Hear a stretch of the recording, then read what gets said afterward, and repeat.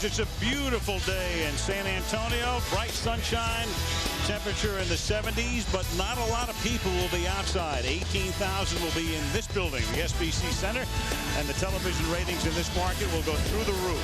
The marquee matchup thus far in the NBA playoffs. Game 1, the Los Angeles Lakers and the San Antonio Spurs. Just a few minutes ago, the retired Admiral came into the building. Got a hug from Tim Duncan. David Robinson retiring, winning the championship last year. Shaquille O'Neal, of course, the centerpiece of Los Angeles' 3 titles over the last 5 years, with San Antonio winning the other 2. Al Michaels with Doc Rivers, Michelle Tafoya. Welcome to Game 1 of what should be a terrific series. The Lakers knocked off the Houston Rockets in 5 games. San Antonio, meanwhile, won its last 11 games of the regular season, then swept Memphis. So overall, they have won 15 straight, and they have home court advantage because they had a better record during the regular season. This should be a fabulous matchup. First things first, though, my partner, Doc Rivers. I hardly knew you. Signed to coach the Boston Celtics during the middle of the week. And on Thursday night, they took the Doc out to Fenway Park to introduce him to the Boston fans. I want you to take a look at this. That was Doc's ceremonial first pitch. Wow. Doc, that's why I went back to coaching. Don't you understand the bounce pass is a basketball play? Well, I knew if I didn't throw a bad pitch, it wouldn't be televised. There you go. It's right in the scene set. You'll be great. Congratulations to you. Let's talk about this series. A lot to talk about, obviously. The matchups, the glamour, and all of the rest. The champions over the last 5 years. If you had to crystallize it, though, if it's going to come down to one big thing, what would it be? The stars. You know, we all talk about the X factor, and Peyton might be, or Ginobili, but at the end of the day, Kobe Bryant and Shaq for the Lakers playing together and dominating if they can, and Tim Duncan dominating in all the ways he does. To me, that's the X factor.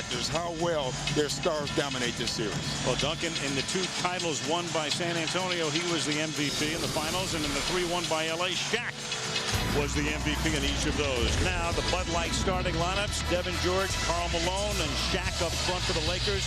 Turkoglu, Duncan, and Rasho Nesterovic up front for San Antonio. Peyton and Bryant are the Laker guards. Parker and Bowen for the Spurs.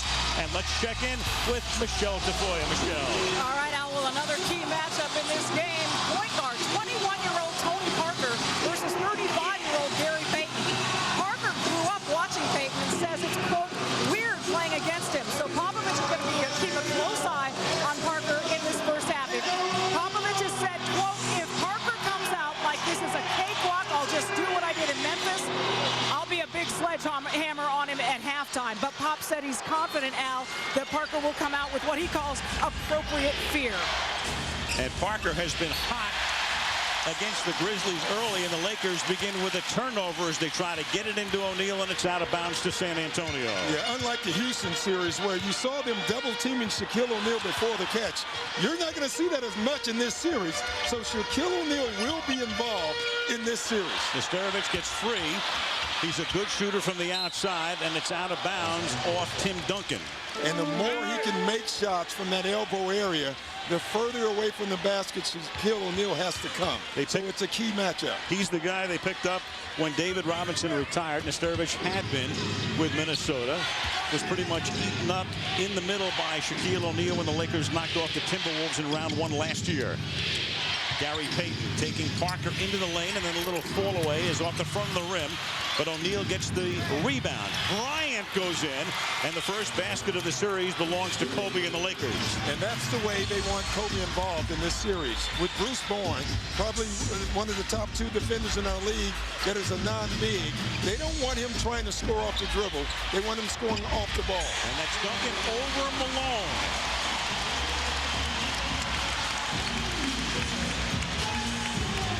Payton, who did a lot of sitting in the 4th quarter in the Houston series.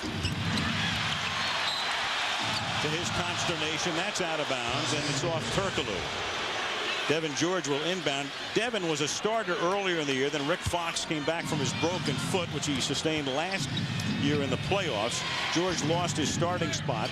But now midway through the Houston series, Jackson goes back to Devin George. Bryant comes up with it, but only 2 on the shot clock.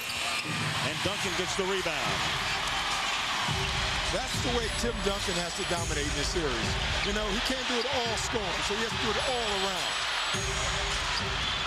The miss by Parker, and then O'Neal was able to tap it to Kobe Bryant. Bowen all over him, and that will be the case for the duration of this series. Malone from the corner. And the rebound to Nesterovich. 2 minutes into the game, the crowd, the noise ear-splitting in the SBC Center, which opened up last year, and they celebrated that inaugural year with a championship. Turkoglu.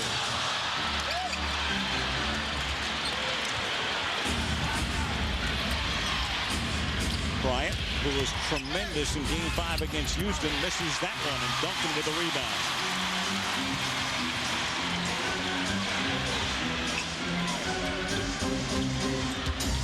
Turkoglu, and he walked with it. I think Turkoglu wanted to take that shot. At the last minute, he saw Tim Duncan to the right of him and thought, you know, Tim Duncan is always a better option. But it cost him on the turnover, so 2.5 minutes into the game. Each team starting out cold. The Lakers are 1 for 6. The Spurs are 1 for 4. It reminds you of a prize fight. You know, they're sparring right now, trying to fill each other out. That's what you're going to see, Al, from Gary Payton. I think he's decided, Tony Parker, he is quicker than me. I'm more powerful. I'm going to try to score on him in the paint. And make Parker play defense. Parker misses that one. And then Malone and Kobe are there, and Kobe's able to save it. And bring it up to court for the Lakers. Runs into Bowen. There's no foul. Work it into Malone. Over Bowen on the switch, and Turkoglu gets the rebound. Turkoglu, who was with the Kings last year, came over in that three-corner deal with Boston and Indiana in the offseason. Duncan now. And Tim Duncan ties the game. If you give Tim Duncan that much space and time on the post, he'll score every time. And Karl Malone is a terrific defender, but that's just too much time to give the ball to Tim Duncan. Here's Payton inside. And a loose ball foul underneath on the Lakers. Foul is on O'Neal, his first. Well, you can always tell when a foul's on Shaquille O'Neal. Just listen to the crowd. It's an easy gauge. And he wound up in foul trouble in a couple of games in the Houston series. And then Phil Jackson had to leave him in a key situation in the second game when he had 4 fouls early in the third quarter. Yeah, I would be surprised to see him in foul trouble in this series unless he does it on his own. You know, Yao Ming went up against Shaq, and that's very difficult. He's not going to get that here. So if he picks up early fouls, it's because he's going over back or reaching, which he shouldn't do. Malone over Duncan.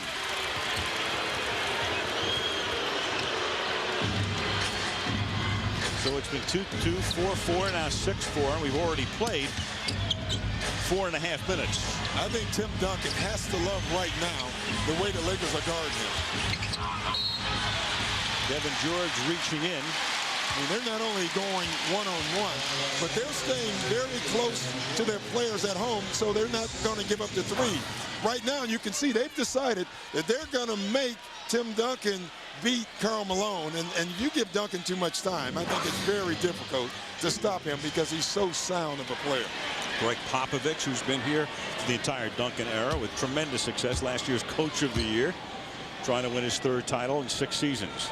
You know, he has really, you know, this franchise has always been good, but Greg Popovich takes over and takes it to another level. You know, it is a class organization all the way through, and you have Tim Duncan, who is a class player, and Pop says it's all due to Tim Duncan because he can get on him. Tim takes it, all the other players follow, and it makes it for a great situation for everybody. And pretty much why the San Antonio Spurs can go under the radar so much. There's not a lot of friction. It seems to be almost the good ship lollipopping away. It Tim really Duncan is the embodiment of the team. And he's missed the fundamental. He doesn't do anything exciting except for, you know, as a coach, I've always thought 32 points and 18 rebounds is pretty exciting to me, but a lot of people don't see that in him. Last foul was on Parker, his first. gets a nice screen but can't get the shot away and then throws it away in the corner. Well, if you're Greg Popovich, you love the Spurs defense right now. And if you're Phil Jackson, you like it also. And the reason I say that, the Spurs are always good defensively. The best in the league for the last 5 years. The Lakers this year, if they have one area of disappointment, it's been on the defensive end. So right now, Phil Jackson has to like the way his team is defending the Spurs. And Malone got a hand. Well, this is the reach-in out we talked about before the game. Malone knows he does not want Duncan to get it above his shoulder, so he's going to reach. Maybe the best reaching big man in our league, and that time he was caught. I guarantee you that Greg Popovich, Tim Duncan, and all the Spurs alerted the referees before the game to watch Karl Malone's reaching.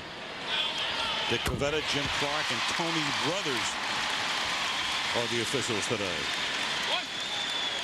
Duncan shot only 59.8% from the free throw line this year. These two teams, if you think about it, the marquee matchup in the playoffs, these were the two worst free throw shooting teams in the NBA. I guess not surprising if you can think of O'Neal's problems, but San Antonio sort of snuck up on everybody as the Lakers turn it over and Parker goes coast to coast and scores. But now they're going to say that Duncan got his hand into the cylinder and they're going to wave off the basket. I think it's a good call. I was very close, but I thought as the ball was going down, Tim Duncan touched the ball at the very top. So I think it was a good call, but it's very close to see. Let's take a look. Yeah, it's a good call. It is. Ball looked like it was coming out, so the Lakers get it back. Period approaching the halfway mark and only 11 total points in the game. Bowen staying with Bryant. Kobe leaning in and trying to draw the foul. Duncan wants a walk. It's a foul. And Duncan's right. You know, Kobe made the fake and then took this extra step, and that is a travel. You can see it right here. That's one. He can't take another step. That's two. And he got away with it and then drew the foul.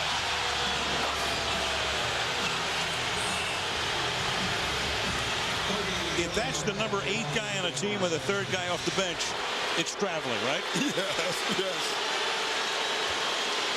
Actually, you know, it was tricky because I think the officials were tricked on that play also. I thought they thought he was going to stop. These guys are so good now at picking up when they travel, when they don't, when they carry, when they don't. They take it to the edge, and there is times, obviously, they get away with it, but it is a tough call to make. Margin when he gets the call, and he makes both. Kobe an 85% free throw shooter during the regular season, and the Laker lead is their biggest of the game.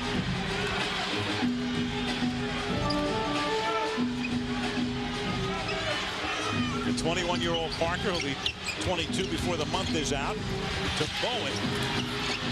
Shaq fighting for the rebound with Bowen. And big. And the foul is on Bowen. Yeah, that's big because now, you know, you get Ginobili in, who obviously gives this team energy, and right now they might need Ginobili's offense, but it takes Bruce Bowen off of Kobe Bryant, and that is never a good thing if you're the Spurs. Lakers shooting 30%, Spurs 25%. Halfway through the first quarter, Lakers by 3. Mike Tirico in the studio, the Taco Bell studio update. It is over in New Orleans, and the dominance of the front court early was the story. Miami did get close late, but too much of George Lynch and company. The Hornets win by 6. They will force a Game 7 on Tuesday night. The Indiana Pacers wait an 11-day layoff on the McDonald's Eastern Conference bracket between the first round and the second round. The home team has won 70 of the 85 Game 7s in NBA history. Now, thank you, Mike. And this one could very well go 7 as well. But what about Game 1? How important is it? This is the 10th time these teams have met in a playoff series. The Game 1 winner has won all of the series. Greg Popovich is 11-0 in playoff series after winning Game 1. And Phil Jackson with the Bulls and Lakers is an astonishing 37-0 in playoff series when he wins Game 1.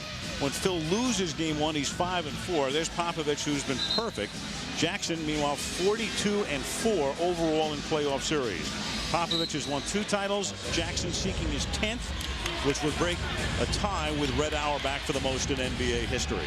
You know, Al, 11-0 is pretty impressive by Popovich until you see Phil Jackson is 37-0. Amazing. Meanwhile, Ginobili's in, Bowen's out, and there is Shaquille O'Neal, who called himself a facilitator in the Houston series. I think between the lines it meant, you know what, I'll do whatever. I'll make assists. They can double and triple me and all that.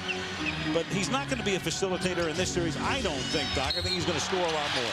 No, he will not be a facilitator. And the reason is, you know, again, in the Houston series, they doubled him before he caught it and when he caught it. But now they're single covering. One thing is very tough to do is front Shaquille O'Neal. And what the Lakers are doing, they know that the Spurs are going to front him. They're raising Karl Malone above the free throw line, so it's too long for Tim Duncan to come. And that's how Shaq got that first dunk. Robert Horry, who has killed the Spurs in the past as a member of the Rockets and the Lakers and now wears a San Antonio uniform, comes into the game. Meanwhile, the last foul was on Kobe Bryant, his first. Burke a little pressured by George, and Payton comes down with a rebound. Gary backs it off. Bryant. Malone. Now Kobe again, who was picked up by Ginobili. Who is another great defender in his own right. Play clock at 5. Shaq's going to take it in and score. So Shaquille with all 4 of his points in the last few seconds. 12-5. Los Angeles with Duncan on the bench for San Antonio. You know, Greg Popovich expected a little bit of this early on. He said we've had so much rest that we're not in game shape, and it might take us a quarter to get it going. Nesterovic. And they still can't get it going.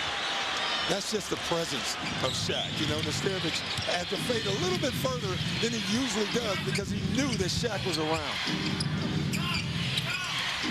Shaquille again to Bryant. Three-pointer. Parker comes down with it. Ginobili will take the 3.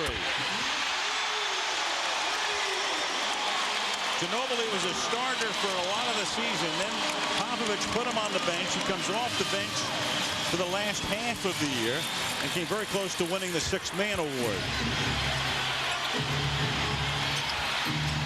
A little wraparound bounce pass into Malone, who gets tied up and has it taken away. Parker. A 1-on-3. And he's fouled.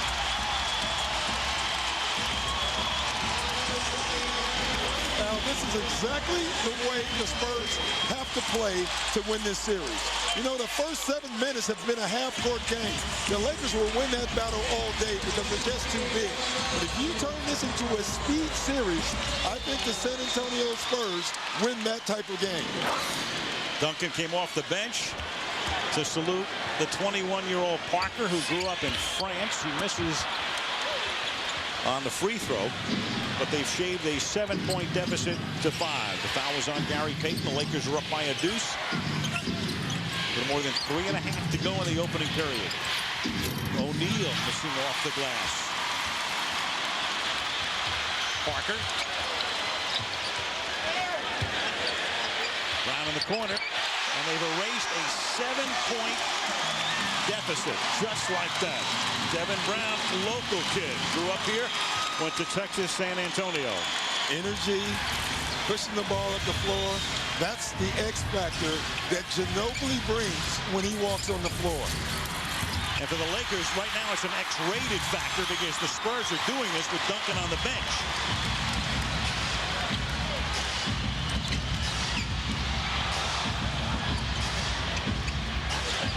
Good ball movement. And then in and out from Parker. I see a shot like that. I think of Horry last year as a Laker almost beating San Antonio. Payton missing. Boy, Payton's getting point-blank looks right now, and they're not falling for him. And timeout is called by San Antonio. So Popovich puts Duncan on the bench down by 7. They quickly get 7. Brown ties the game with 2:32 to go in the first period.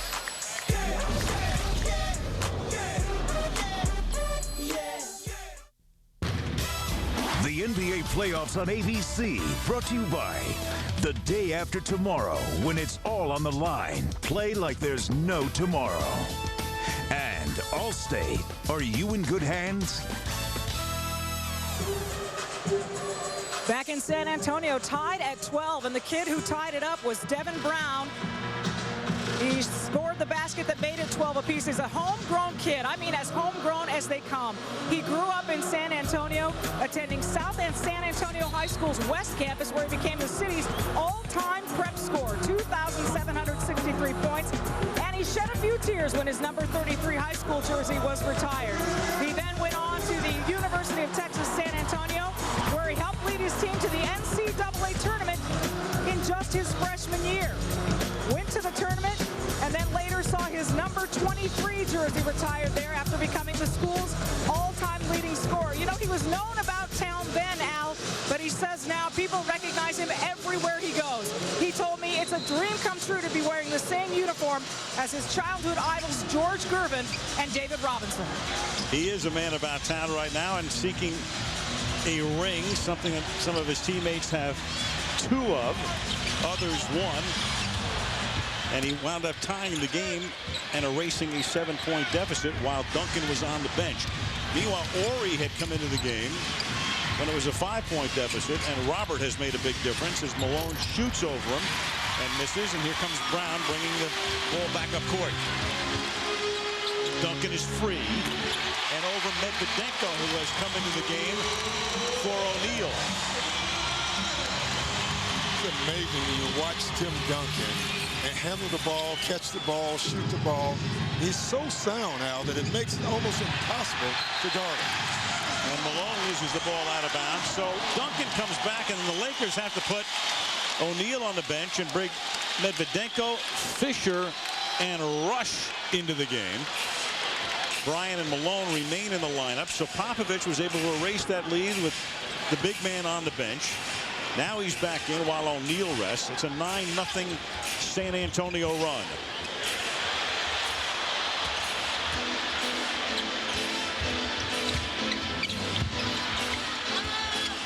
Duncan, and Bryant was able to block it and take it away. Derek Fisher, starter on the Lakers championship teams. Then he lost his starting job when they signed Gary Payton. But Fisher seeing more and more action late in the season and in the playoffs against Houston.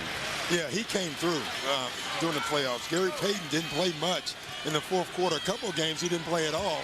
And Derek Fisher really came through. And I thought down the stretch of that series, Phil Jackson fell upon the Gary Payton-Fisher in together combination, which I wouldn't be surprised if you saw that in this series as well. Fisher over Parker. And the Lakers can't get anything to drop. Lakers now shooting 28% in the first period. 0 for their last 6. Spurs still on that 9-0 run. Make it 11-0 now. Brown again. 16 goals. If you're a scorer, you're a scorer. Devin Brown is a scorer. You know, if he even put in a different situation like playing defense on Kobe, that's one thing. But when you can score, you can score anyway. And so you're looking at him, he's free. He's going to take a shot because it's in his norm. Meanwhile, he was just beaten on the defensive end as you take a look at what he does offensively. I mean, there's no thought in that. He just catches and shoots it because that's what he likes doing. Bryant went by him, and I think every white shirt in the building then converged on Bryant under the basket. The foul is on Brown. Kobe makes the first of 2 with a half-minute to play in the period. So right now, if you look at this first quarter, Al, Greg Popovich said we probably would come out slow, and he just wanted to make sure that the Lakers didn't get a lead that they couldn't come back on. That hasn't happened. Phil Jackson was concerned about their defense, saying we've been very inconsistent defensively. So right now, if you look at the first quarter, both coaches are extremely happy the way the game is going.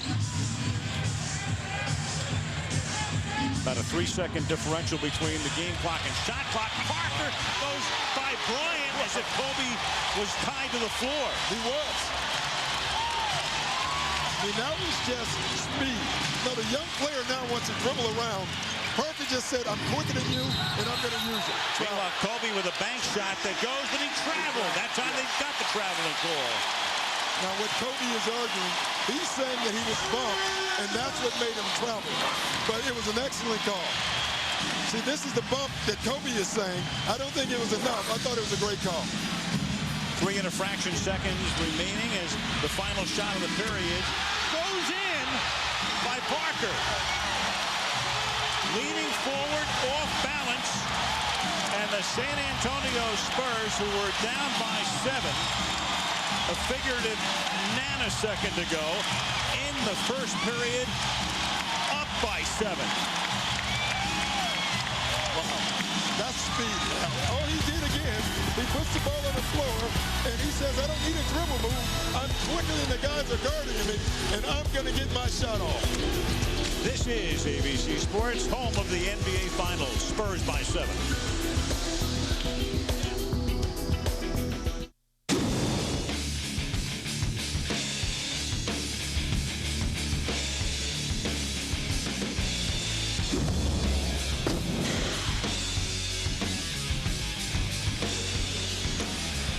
Michaels, Doc Rivers, Michelle Tafoya, SBC Center, San Antonio, where the Spurs end the first quarter on a 16-2 run, and the exclamation point provided by Tony Parker.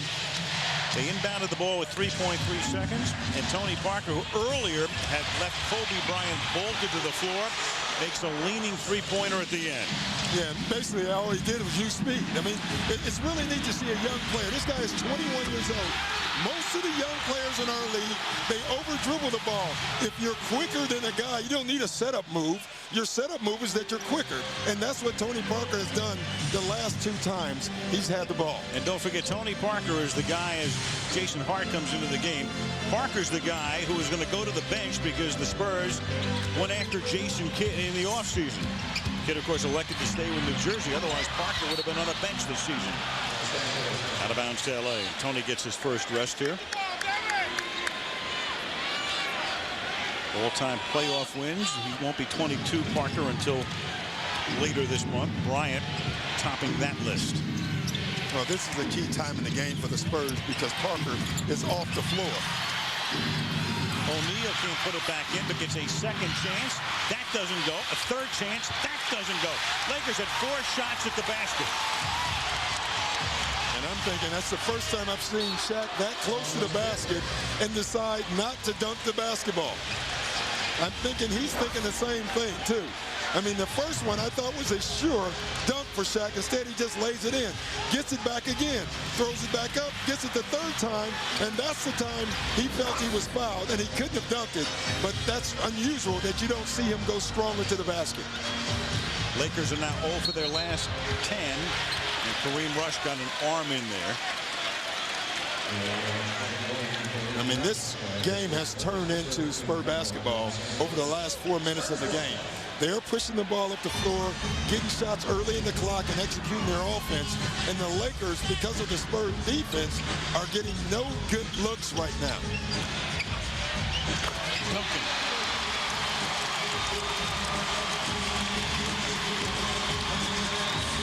Nine-point San Antonio lead. Duncan now with 9 points. Rush gets it back.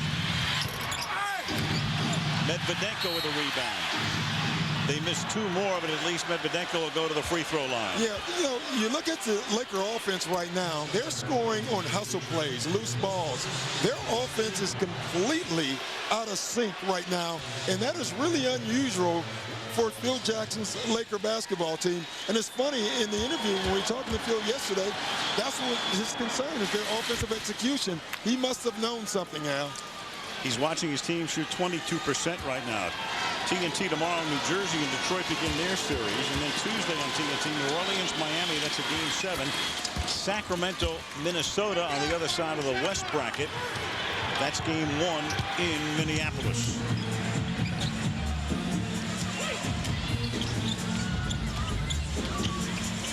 Duncan over O'Neal.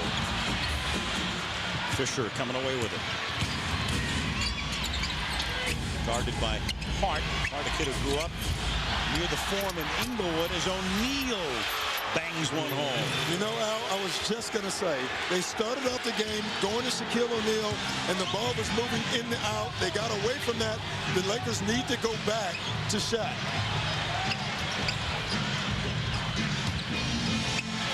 Hart. He's the backup to Parker. And every minute that he can play and help his team, it helps Tony Parker get fresher and in a lot of cases quicker. Bryant, good job by Brown on him that time. Bryant all the way.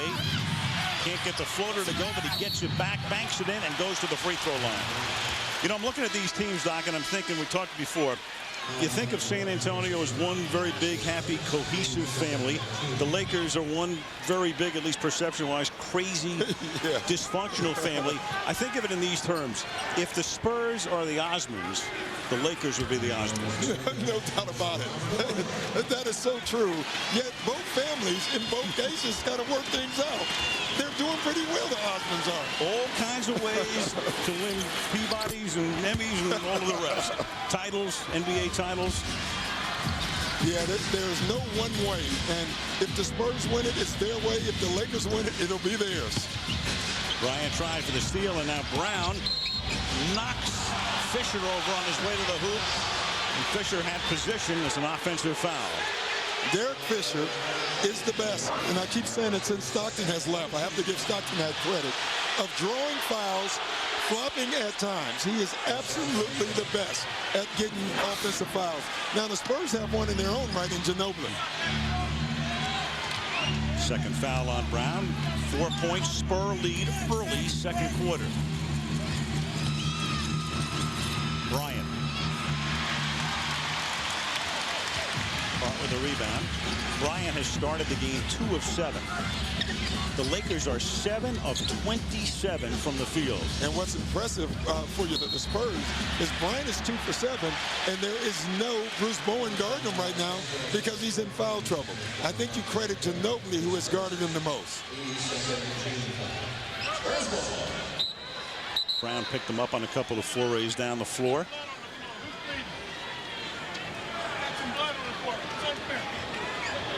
You know, I found it interesting when the Lakers were struggling. They went away a little bit from their offense and decided, Shaq, Kobe, it's time for you two to take this game over. And they both did. And now it's just a 4-point game.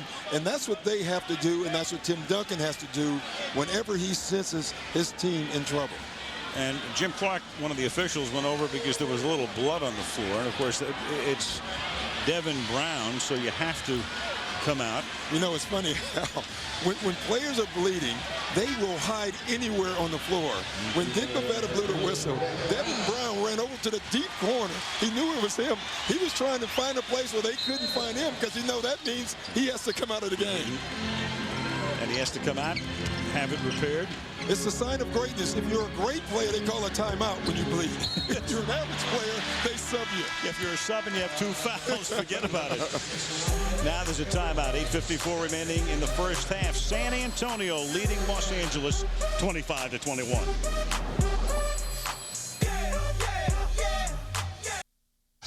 You're watching the NBA on ABC. Home of the NBA Finals. Manu Ginobili was born in Argentina, started his professional career in Italy. And here's what Greg Popovich says about this guy who's done a fabulous job off the bench. Manu is like the X factor. You know, he's everywhere. I don't coach him. I just hope and pray for him because I got no clue what he's going to do. And some nights he's amazing, and other nights we got to kind of calm him down a little bit. Manu Ginobili, some of the facts right there. Let's check in with Michelle. Well, as you heard, Greg Popovich often at a loss for words in describing Manu Ginobili, but he has also said, I'm sure Ginobili's fun for the fans to watch, but he takes a month off my life every game he plays. And Al, I've been tracking that all-important statistic, and as of today, Manu has played 175 games and taken 14 years, 7 months off Pop's life. Boy, I tell you, Al, there's some truth to that. I had Darryl Armstrong and Troy Hudson, and we put them and Ginobili on the all scare you as much as you scare the other team too. Duncan with a floater. You know, if those numbers are true, on the other side of the coin, Phil Jackson would be 350 years old after the season. Yeah, there's no doubt about that. But you have to let guys like that play. You know, you observe their freedom is what you do, but you have to allow them to express themselves because that's what makes them different and good. Luke Walton in the game. Bill's son, who sometimes doesn't appear until late in the game, comes in here in the first half, and the Lakers have just cut the lead to 4. Eric Fisher for the deuce there. Spurs today started slowly, red hot, and that sort of synced up with when Robert Horry came into the game. Horry right now not in the game.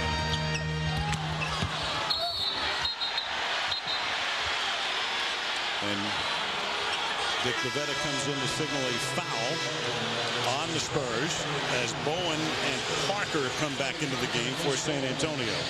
Yeah, and Ginobili was more frustrated, and that's why he got that foul. Ginobili, as Pop also said, might be the toughest player that he's ever dealt with. The guy is a competitor and will never stop competing. Ginobili's second foul. Payton back in. Rush leaving for the Lakers. Game 1, Western Conference semis. Here's Malone, who's been quiet. Had a big game in Game 4 last Sunday in Houston, but today, very little. Well, you know, it's obvious. When you take shots with a hand in your face, it's far more difficult than when you get those wide open shots. You know, they're not double teaming. So he's taking shots now when a guy guarding him. Far more tough, far more difficult to get your shot off, especially when that guy is dunking most of the time. Spurs, and of course that speaks to the San Antonio defense. The Spurs and Detroit gave up the exact number of points this year as Parker has it partially blocked by O'Neal. So those two teams led the NBA in defense, tying for the title. Malone, a little fall away, and he still stays cold, but Walton is there to whip it into the corner. They work the perimeter. Now Malone is going to drive in and gets fouled by Duncan on his way to the basket.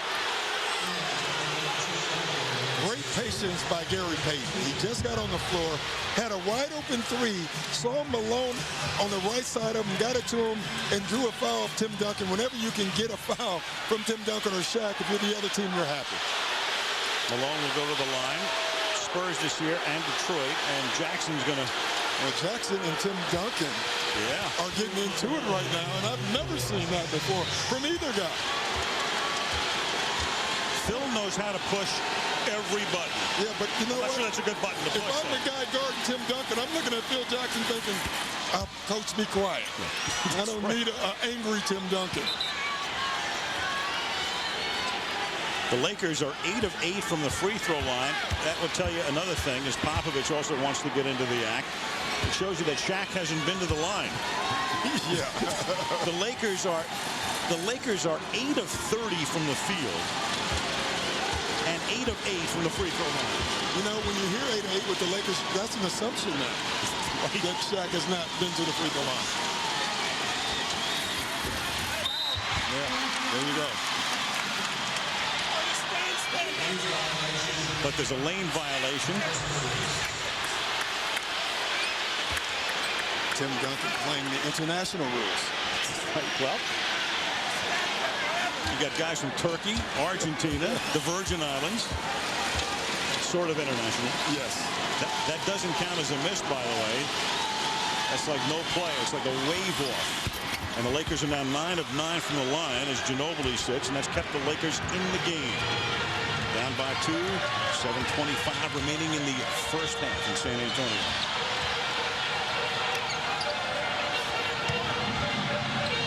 Duncan.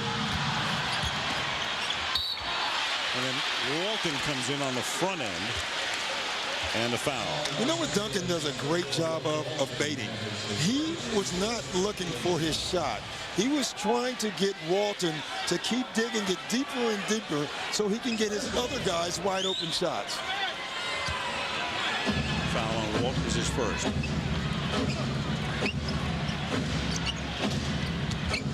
Parker, who has 7 points, to Bowen. He is deadly from the corner.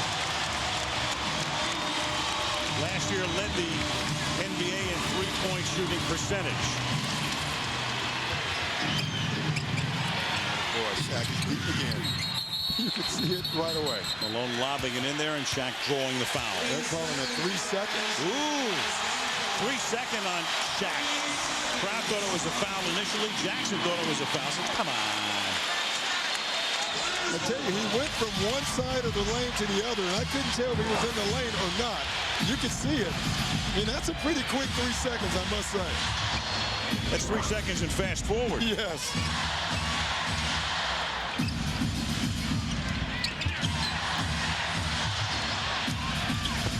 Parker.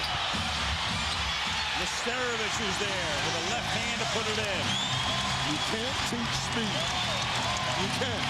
That play was caused by Tony Parker's speed.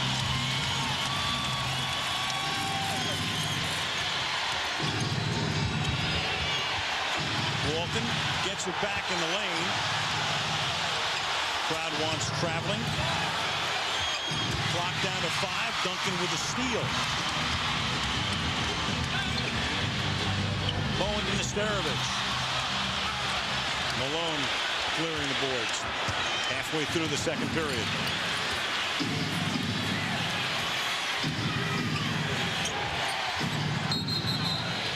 Now that's 3 seconds. That is 3, yeah. Yeah. As a matter of fact, I think I got it to 8. That one was a great call. Shaq never took his foot out of the lane, and I think he was challenging him to see if they would call it 2 times in a row.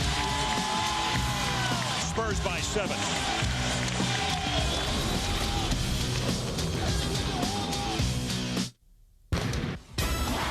The NBA playoffs on ABC, brought to you by Cadillac. Bold vehicles defying convention.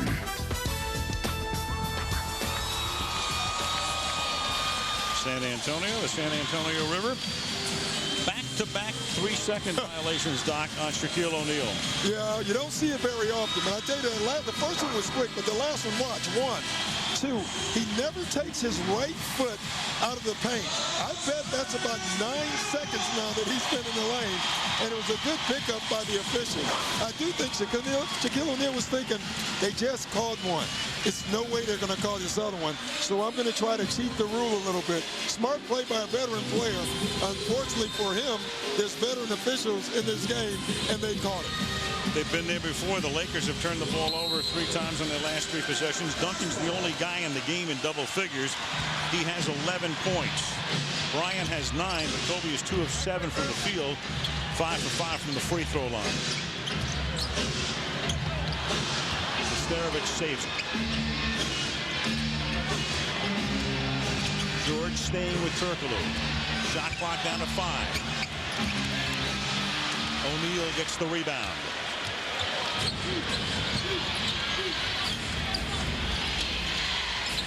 Lakers shooting 27%. San Antonio 48%. George has to come out. Play clock is down to 6 as O'Neal gets it. He goes right by Nesterovich. And the foul is called on Rusho. I tell you, when Shaquille O'Neal catches the ball and goes quick, with his power and speed, it is almost impossible to guard him. You see him here. He caught it, and most of the time, he kind of waits to see what the defense is going to do. Every once in a while, he'll go quick and catch you off guard, and it's very difficult to stop him because it's just so big and powerful. Ginobili comes back in. A lot of people think that O'Neal is not nearly as dominant as he was. I mean, he's in his 12th year in the league. He's in his 30s. What do you think, Doc? Well, he's not, because he's not as quick as he was, but he's still the most dominant force in our league. So, I mean, if you want to say this by an nth of degree, it's very small, but he is still the most dominant player in the game because of his size.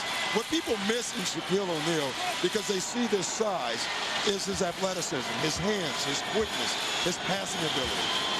Certainly not his free throw shooting. 13 of 44 in the Houston series and starts 0 for 2. So he is 13 of 46, less than 30% now in postseason from the line. I mean, it's getting to a point right now when he gets fouled, they should count it as a turnover because they don't get the ball back or score. Nesterovich missing. And it's getting worse. I mean, he's not even coming close on a lot of those free throws.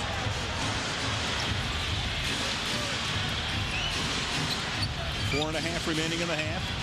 San Antonio up by 7. Payton. O'Neal gets the rebound and a foul. Yeah, I think it's on Robert Horry. It was a smart foul. Robert Horry knew if he allowed Shaq to catch the ball, it was a dunk.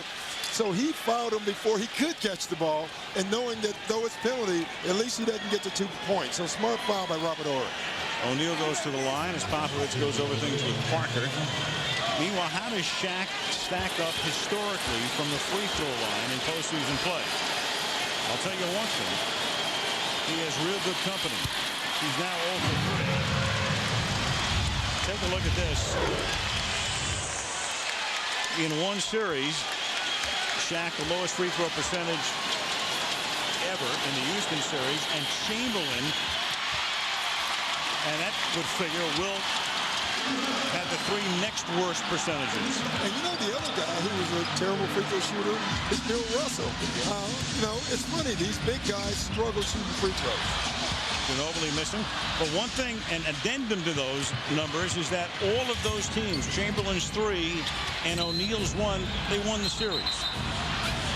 Parker says, foul on me? On me. Me? Mon ami? That's what he was saying. Tony's father was a basketball player in this country, went to Loyola of Illinois. Here's Brian at the free throw line. His dad played in Europe, married a woman from the Netherlands. They lived in Belgium when he was born, and then grew up in France. And Tony, of course, went to school in France. Spurs got him as a 19-year-old rookie a couple of years ago, and now he's probably one of the 5 best point guards in the league. He is. I mean, he's turned into a terrific player. And, you know, his game is not just predicated on his speed. He has a great shot. He understands the game. He lets it come to him. And he very rarely is out of control. For a guy with that speed, that's unusual. Horry, but Nesterovic is right there to clean it up.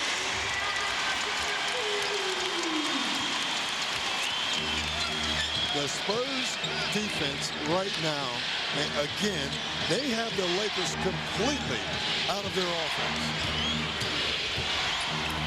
Malone. Pushing foul on Shaquille O'Neal. Shaq underneath, trying to get position. Shaquille O'Neal, his 2nd foul. And really a frustration foul. He just, you know what? He's tired and just push. That's a frustration foul. And again, credit Spurs defense. Right now, the San Antonio Spurs are playing the game at their pace, and they have the Lakers completely befuddled right now offensively. Spurs, a team, as we mentioned before, along with Detroit, allowing only 84.3 points per game this season.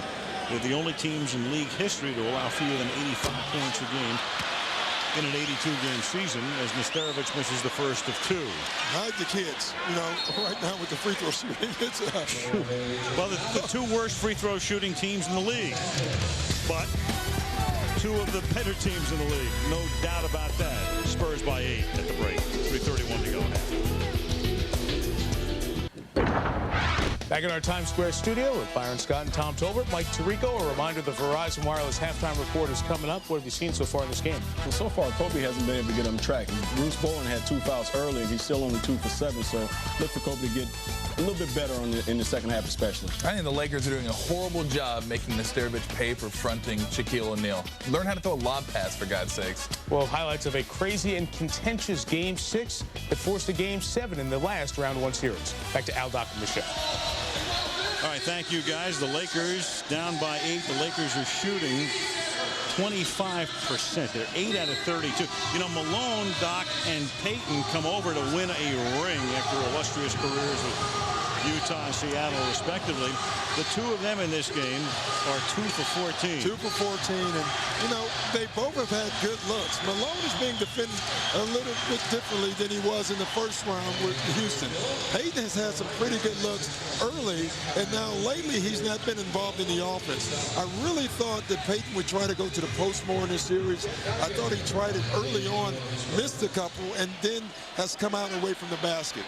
I think he needs to go back down there because there's no way he's going to be outside and beat Peyton or Parker with speed. Wow. Sturvis missing the free throw, and the Lakers now trying to shave the margin as we approach the half.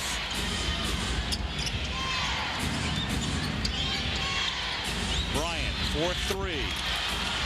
And so that's exactly what the Lakers need at this point. They need Kobe Bryant to get hot. They really do. They need him to get going, and they must keep Shaq involved. When the team is struggling, go to your stars. Let them bail you out.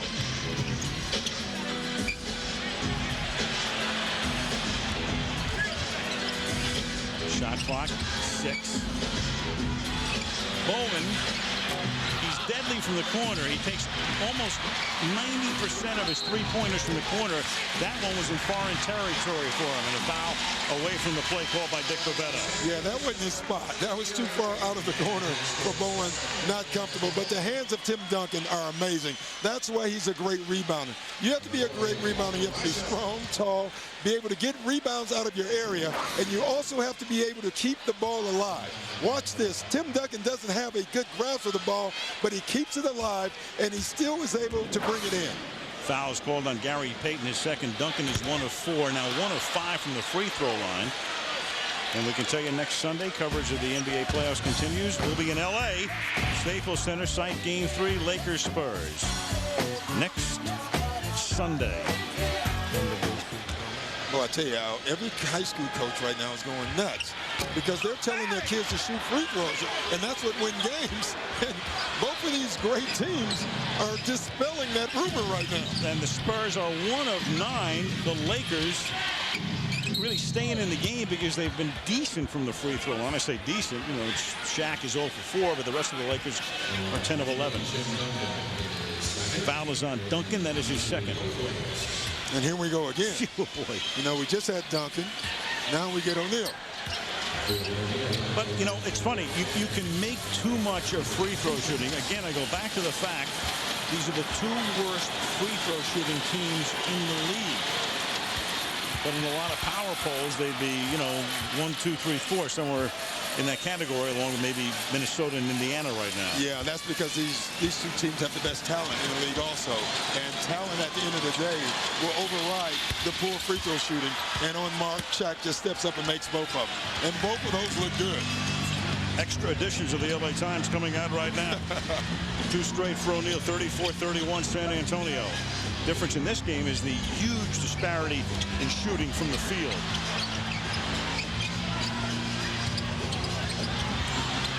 Horry gets double teamed by a couple of guys he's seen a lot through the years, though he didn't play with him in LA. Malone and Payton had him fronted and backed. Yeah, and the bump here by Malone causes Robert Horry to lose his balance, and then he runs over Payton and gets an offensive foul. Now the only guy in the league who can call Malone kid comes into the game as Horry goes out. Kevin Willis, in his 20th season in the NBA, finally won a ring last year.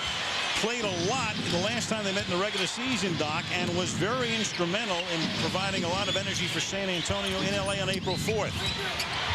Payton has to come back out to Bryant. Long 2. Willis with a rebound. The one thing you know about Kevin Willis is he loves to mix it up. So this is his type of game. Parker missing the 3.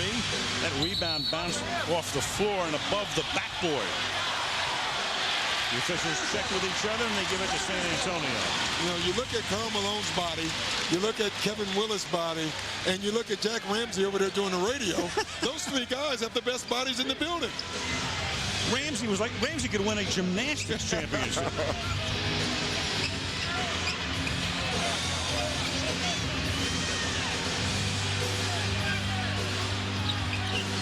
Here's Duncan, 3 from 18.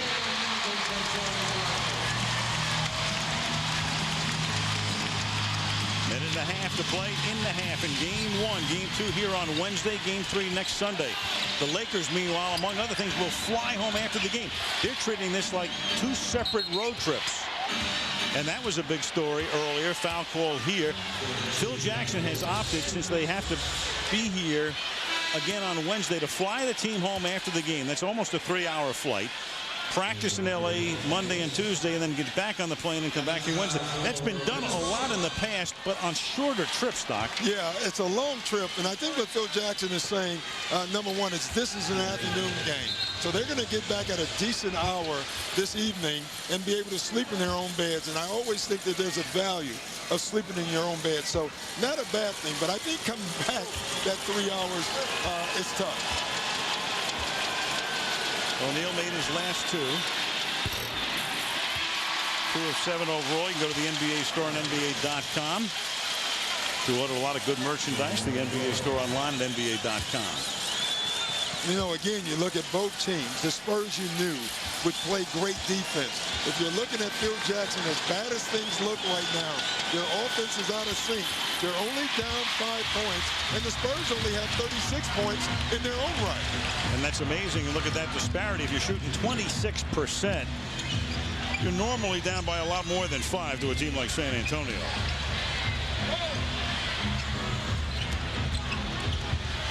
Ginobili gets doubled as he goes to the hoop, and then it's out of bounds, but they have only 6 on the shot clock as they inbound the ball. And that's a good no call. I really thought that there was contact, but I thought it was initiated by Ginobili, and I really thought he went into Malone to try to get a foul.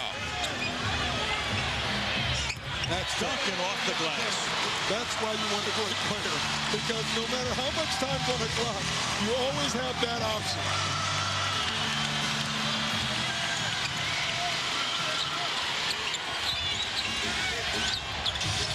O'Neal is guarded by Willis. And the 41-year-old Willis gets the rebound.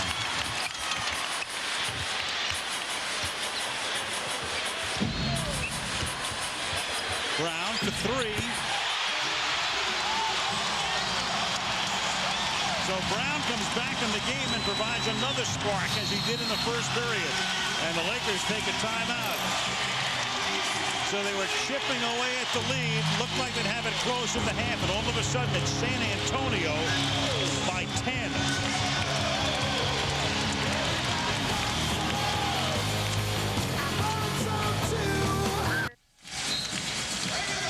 San Antonio, the NBA champions.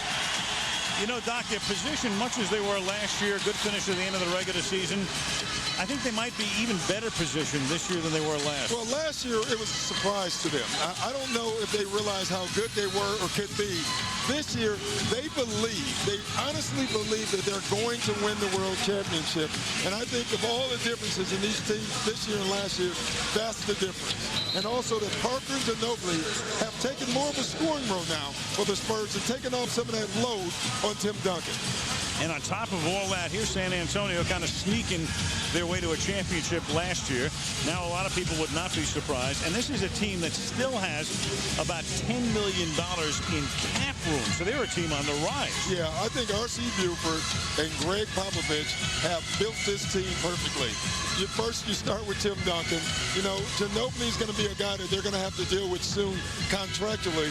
But they thought about that. They've already planned ahead, and they're going to be able to assign him and maybe bring someone else in. Well, there are the guys who won the title last year. Robinson retiring, Jackson to Atlanta, Claxton, Ferry, Curve, Steve Smith. So 6 of the 12 gone. They picked up Ori from the Lakers, Nesterovic from Minnesota, got Turkoglu from Sacramento. Jason Hart's coming as the backup point guard. Ward came from the Knicks. And then Devin Brown, who's been in sparingly here, but has made a tremendous difference. And I think at some point, they're going to miss Speedy Claxton and Stephen Jackson, because Stephen Jackson was just a wild card. And I think they're going to miss that, though Ginobili is becoming that. Those guys are going to miss the Spurs as well, as O'Neal goes to the hoop. No, they have missed the Spurs. Yeah. They're listening to us right now. They're watching us saying, we could use a little more jewelry, or we're not going to get it this year. And this is a great pick and roll. Give it to Shaq. Great pass, and look at the reaction by Kobe right there. You know, great scorers love setting up other guys and giving them shots also, especially when those two are involved. As much as they talk about the Shaq and Kobe riff, there's no other player on the Lakers that feeds Shaq more than Kobe.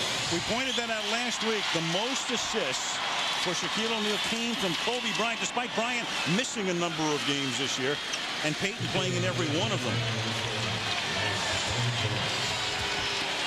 Shaq at the line. 8 and a fraction seconds to play in the half. Spurs figure to get the final shot. Duncan from 20 feet. Not a good one. Malone gets the rebound, and that's the end of the half. So nobody with 3 fouls. Lakers shoot 28%. Spurs shoot 45%. San Antonio only 1 of 9 from the free throw line. Otherwise, the margin will be even greater, and it's 8 points at the half as we go to Michelle. 8-point lead, Tony. How did this first half go compared to what you guys had planned for? I think I'm pretty happy with the score. You know, we missed a lot of wide open shots, missed a lot of free throws. So I think we need to come back more aggressive in second half, try to make open shots and play our same D. I think we'll be okay. Well, the Lakers missed a lot of wide open shots, too. How was your defense so effective? I think we're pretty good. I think we can improve. You know, we gave a lot of easy looks to Shaq, and Kobe hit a couple threes, so we need to take care of Kobe and Shaq, make sure they don't get easy looks. Okay, Tony, thanks a lot. All right, thank you very much. Back to you guys. All right, thank you, Michelle. So at halftime, it's San Antonio leading the Lakers 41-33. And after this break, we'll join Mike, Tom, and Byron in our Times Square studio in New York.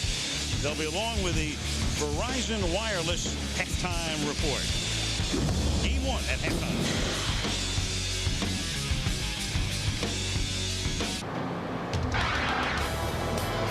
Live from Times Square in New York City, this is the Verizon Wireless Halftime Report.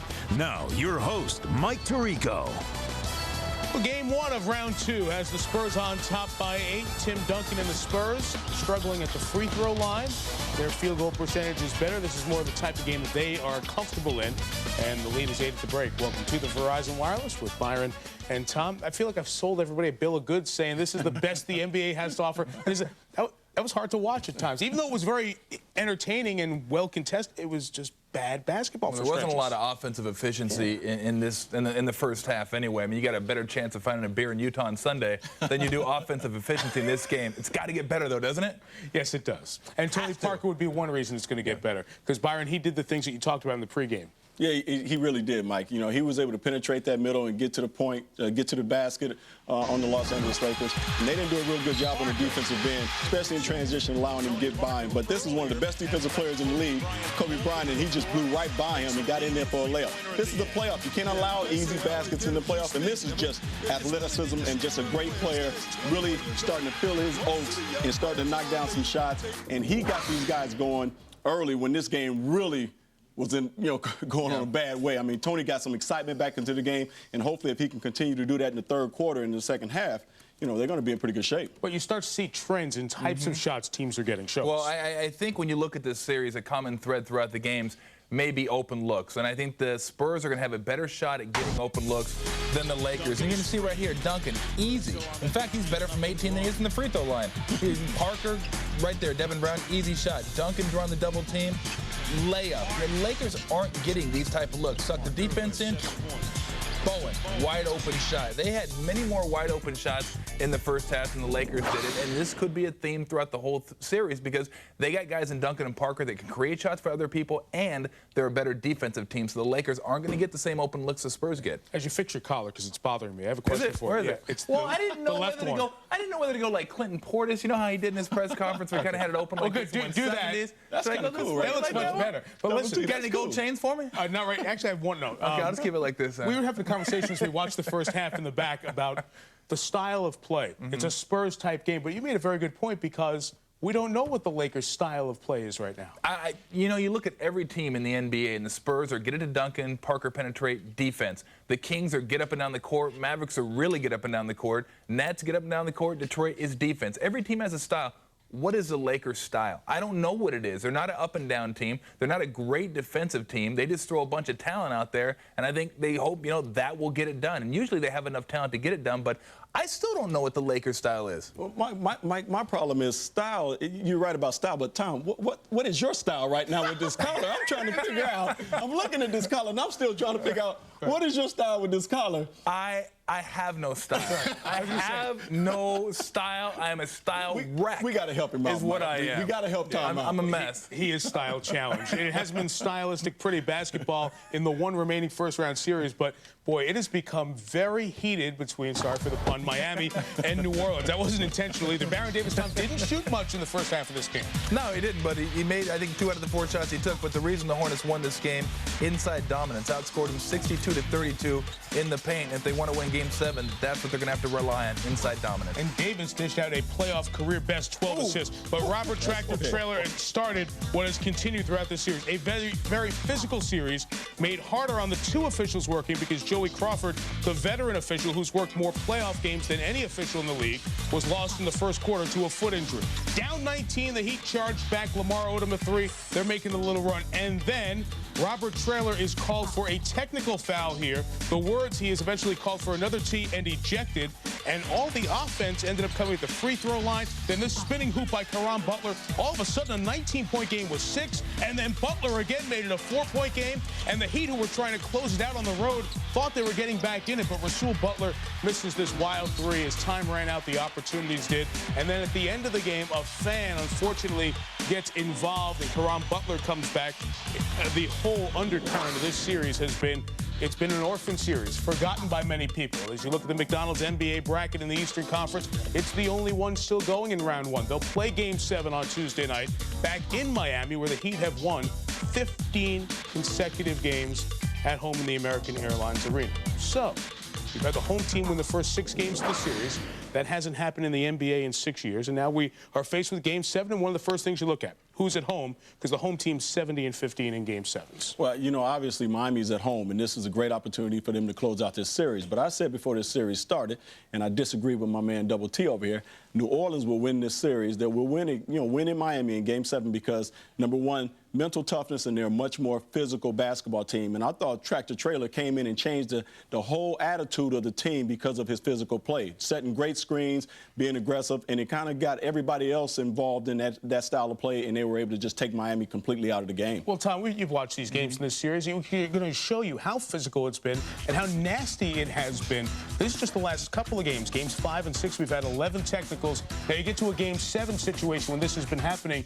A lot of it's going to be keeping your poise as well. Yeah, and you know, when you look at the series, too, I mean, Miami's not a real physical team, so I think New Orleans trying to take it to them. And sometimes that'll happen where you're not a real physical team. Now, Brian Grant's a real physical player, but you want to stand up for yourself. You know, you don't want to let a team run roughshod all over you. So I think, you know, what I think is going to happen is you get Miami at home. They're going to be comfortable. They're a team that likes to play up and down. I know no one's taking me seriously because I have this collar issue right now. But I think, you know, home teams have won. They're a team that loves to buzz up and down the court, you know, loves to shoot jump shots. And I think things are easier when you have the crowd behind you. I think it looks fine. So you like Miami Game 7? I love Miami in Game 7. Love them. A man who would fit right in South Beach. Lock that up. Right now. So Game 7 will come up in that series on Tuesday night. Waiting is the Indiana Pacers, who will have 10 days off from their last game to the next game. Half of Game 1 of Round 2, the Lakers trailing in San Antonio by 8, 41-33. Is there security around that trophy in Times Square? We'll continue with more of the Verizon right after this. I push through the pain and raise my game. A victory is the only thing to gain. So I take it to the hole, drive it up your lane. The trophy is the reason why I came. Let's get it started. Jim throws out a family treasure, and when Cheryl wants it back... That's Ruby's stuffed animal right there. It's moving! He finds himself down in the dumps. Please tell me that's your cell phone. Get all new According to Jim at 9/8 Central, ABC Tuesday. Well, this series will continue, albeit slowly. Wednesday is Game 2, and Game 3 will be 1 week from today. And you'll see it from Staples Center. Our coverage begins with GMC NBA hang time at 3 Eastern, noon Pacific. Devin Brown hit all 3 of his field goals. He has 7. His team on top, and half number 2 comes to you after you watch this. This halftime report presented by Verizon Wireless. We never stop working for you. The second half is next after this message and a word from our ABC stations. Can you hear me now? Good. Kareem Abdul-Jabbar is in the house as at halftime the San Antonio Spurs lead the Los Angeles Lakers 41-33. So when this series began, so many things to talk about. You had Duncan, you had O'Neal, Bryant, Tony Parker, and all of that. How do you break down what happened here in the first half today, Doc? Well, if you're San Antonio, you're happy because you knew you had to make this a defensive series, and you knew for them to score, they have to score in the open court. And in the first half, they did both things. For the Lakers, you're not that happy. You know, when you look at the series in the first game, at least, Devin Brown right now has outscored Karl Malone and Gary Payton, and he's doing it by just stepping up, making shots. You can see the respect that he's getting. He's getting wide open shots, but for a guy like Devin Brown, he's not going to hesitate because he is a scorer. He's a shooter. So when you look at the numbers, when you see Devin Brown with 7 points and Karl Malone and Gary Payton 2 for 14 with 6 points, then you know that's a big X factor, a gigantic X factor right now for the Spurs. And not only that, Brown's played 8 minutes, and Malone and Payton combined have played 38 minutes. Yeah, and it is a concern. And, you know, Karl Malone is getting good shots and not making them. I think they still have to figure out a way to interject Gary Payton into this playoff. I'm not talking about this game. I'm talking about the total playoffs because he's yet to get involved yet. Michelle, you've been prowling the corridors at halftime. What's going on? Well, I talked to Jim Clemens, the Lakers assistant, as he came out of the locker room. He said, we knew San Antonio had one of the best defenses in the league. They're rested. They're playing active. He said, our turnovers, coupled with really poor free throw shooting, has us in a quagmire. We have got to move the ball better, he said, but to suffice it to say, the Spurs have our attention. Al, one sign that they might not be that worried, Kobe Bryant came out of the locker room whistling. In the dark. Yeah. Well, we'll find out. 41-33 San Antonio. Lakers shooting 28% in the first half. And Turkoglu was impeded on his way to the basket. And here comes the whistling Bryant now. Kobe's going to go all the way and put it in. Whistle while you work. 41-35. Well, I tell you, Tim Duncan took a nice fall, too. Duncan gets up and reaches to the left side of his neck. Remember, Tim missed action a couple of months ago. Missed about 10 games with a leg injury. Bowen, and that one is blocked by Devin George. Tell you what, right now, the Lakers are coming out defensively with a ton of energy. Again, San Antonio with home court advantage in this series, but as you all know, you win 1 of 2 in the first 2, and you erase that home court advantage, and that's what the Lakers are trying to do right now as they turn the ball over.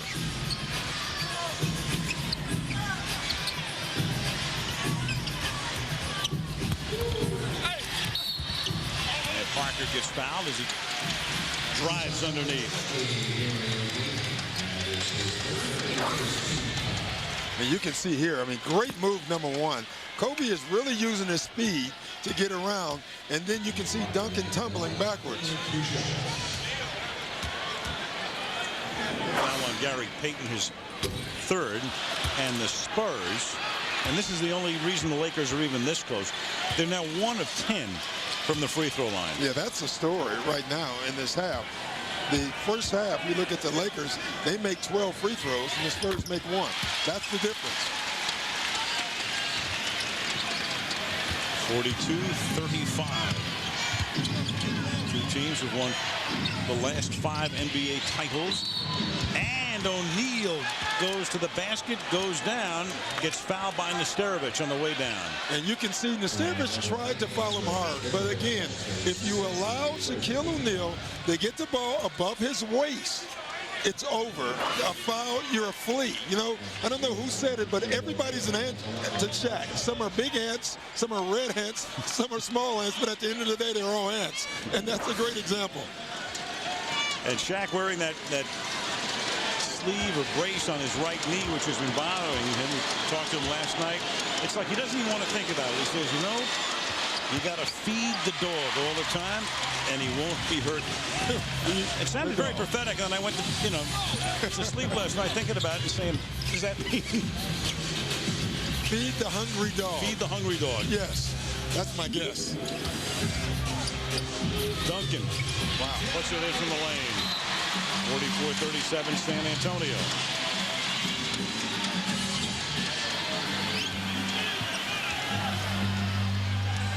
Parker picking Payton up at midcourt.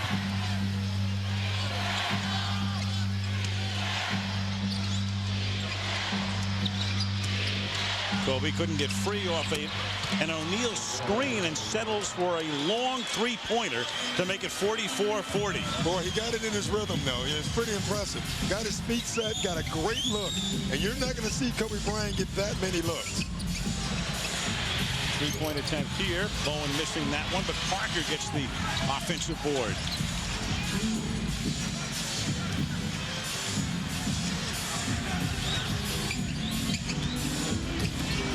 Parker dishes it off to Turkoglu for three. Tough shot. Yeah. You know, just because you have a three, there's times when you don't need it. And on that one, Turkoglu should have passed that one up. Kobe falling down. O'Neal gets the rebound. Malone trying to lob it to O'Neal, and it was batted away out of bounds. I tell you, it's rare that you see a team get away with fronting Shaquille O'Neal, and Greg Popovich and the Spurs are doing a great job. They're pressuring the passer, number one, making it very difficult for them to see. And when they do try to throw it over top, the Spurs are doing a great job of weak side rotations.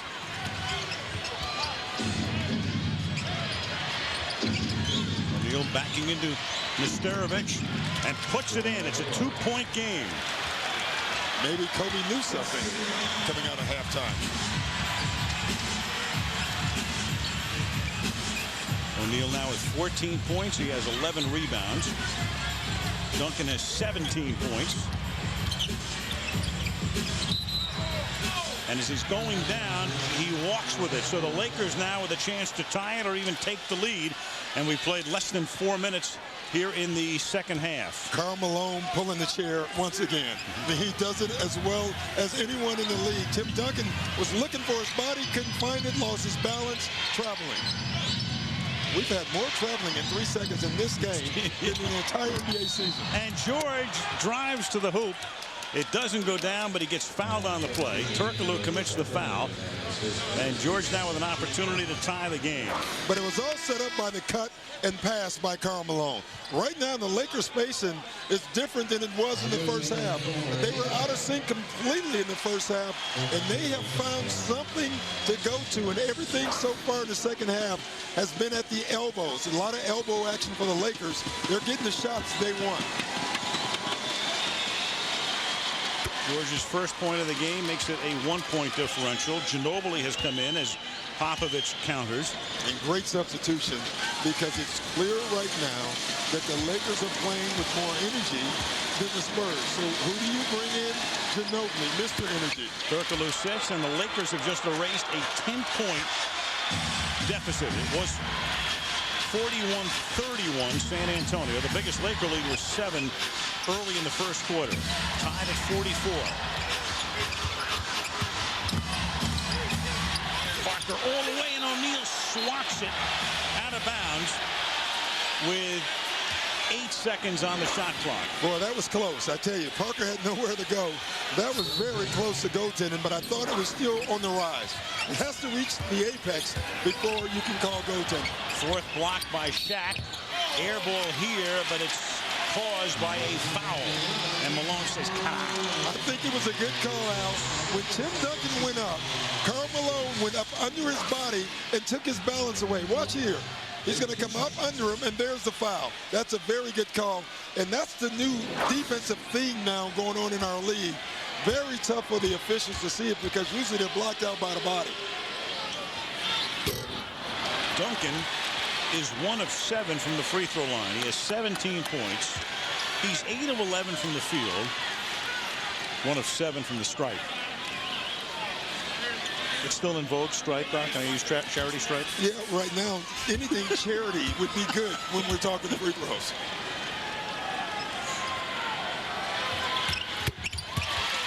(45-44) San Antonio.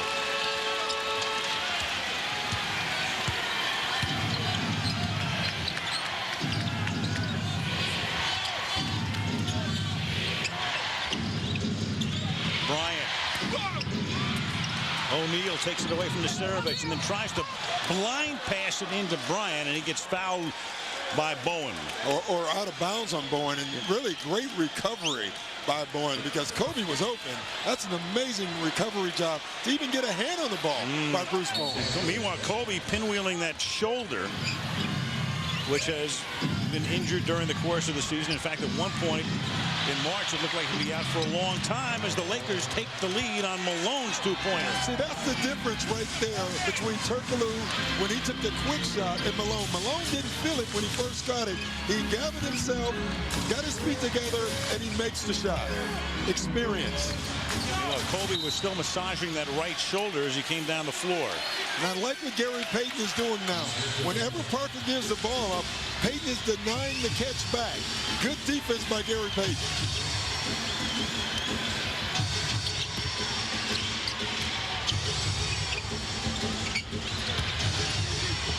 Malone trying to get it to George, and it was knocked away by Ginobili, and then out of bounds. It'll go to Los Angeles, and Ginobili is hurt as he holds his right shoulder falling to the floor. He leaned forward to try to get an edge on getting the loose ball over Devin George, and he fell right on it. You know, you watch this. First he gets his hand. Watch him lean, and now his arm is exposed. And you know where most guys get hurt? On the fall. You know, the Lakers inbounded with 7 seconds on the shot clock from backcourt, so they've got to get it away in a hurry, and Kobe does, but it doesn't go, and Nesterovic comes away with it. Parker driving. Goaltending. See, that's why Gary Payton wants to deny Parker the catch, because you get Parker in the open court with that speed, he can do whatever he wants to do.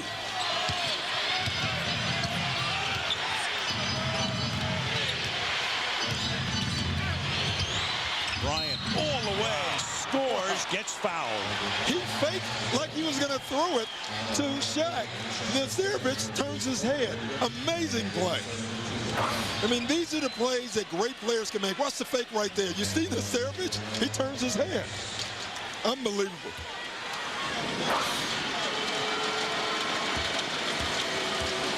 Trying to make it a 2-point lead. Bryant now has 20 points. 20 of LA's 48. O'Neal has 14. So now the two of them with 35 of LA's 49 points.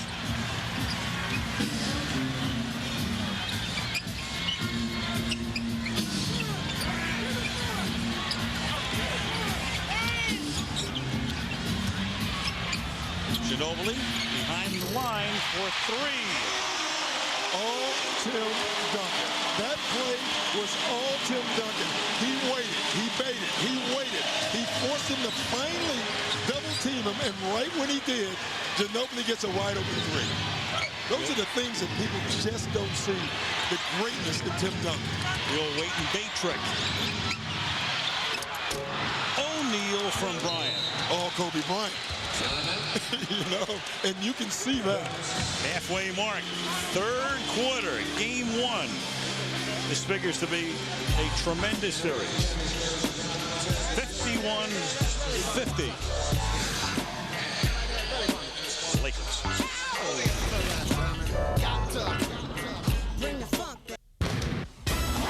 The NBA playoffs on ABC, brought to you by Nissan, who invites you to shift the way you move through the world.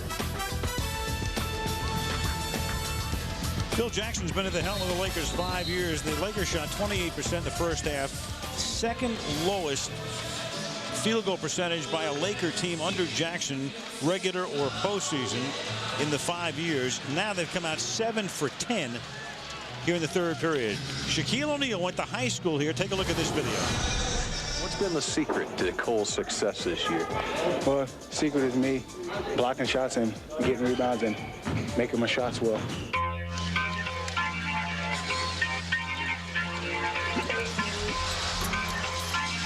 Shaquille O'Neal. Dad was in the Army, so went to high school here.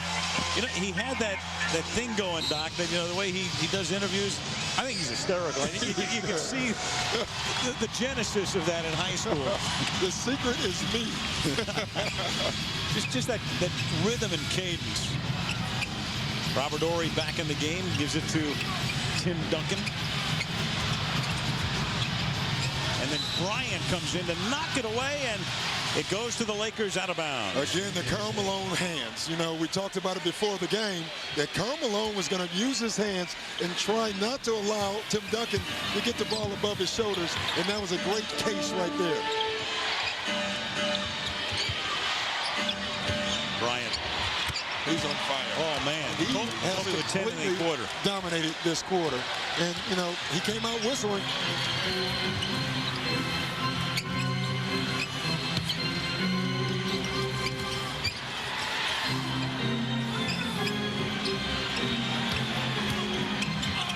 Duncan throws up a wild left-hander, and Malone comes away with it.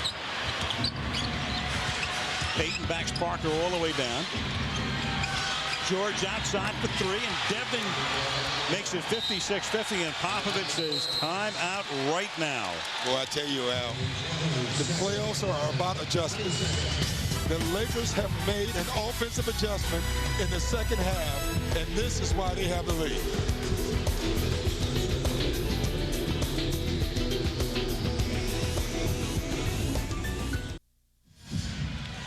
56-50 Los Angeles. Bryant 23 points, 10 in this period, Doc. Yeah, he's completely taking the game over, and he's doing it in every way. He's making catch-and-shoot jump shots. He's coming off the glass. He's getting rebounds. I mean, he's been the difference so far in the second half. And he's getting everybody involved. It's not just his scoring.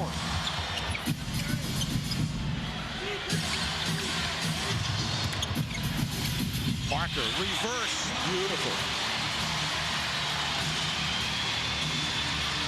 Well, look at Gary Payton bring the ball up the court. He's furious because they forced the pick and roll down. He was anticipating help, and there was no help. See, that's what Payton has to do, but he's not making the shot. And Parker is. You know, Parker's speed versus Payton's power.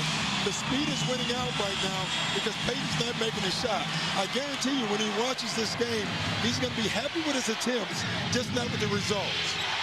Parker 6 of 13 from the field. Payton is 1 of 7. Bryant. Spurs trying to erase a 6-point deficit. Air ball may have been partially touched.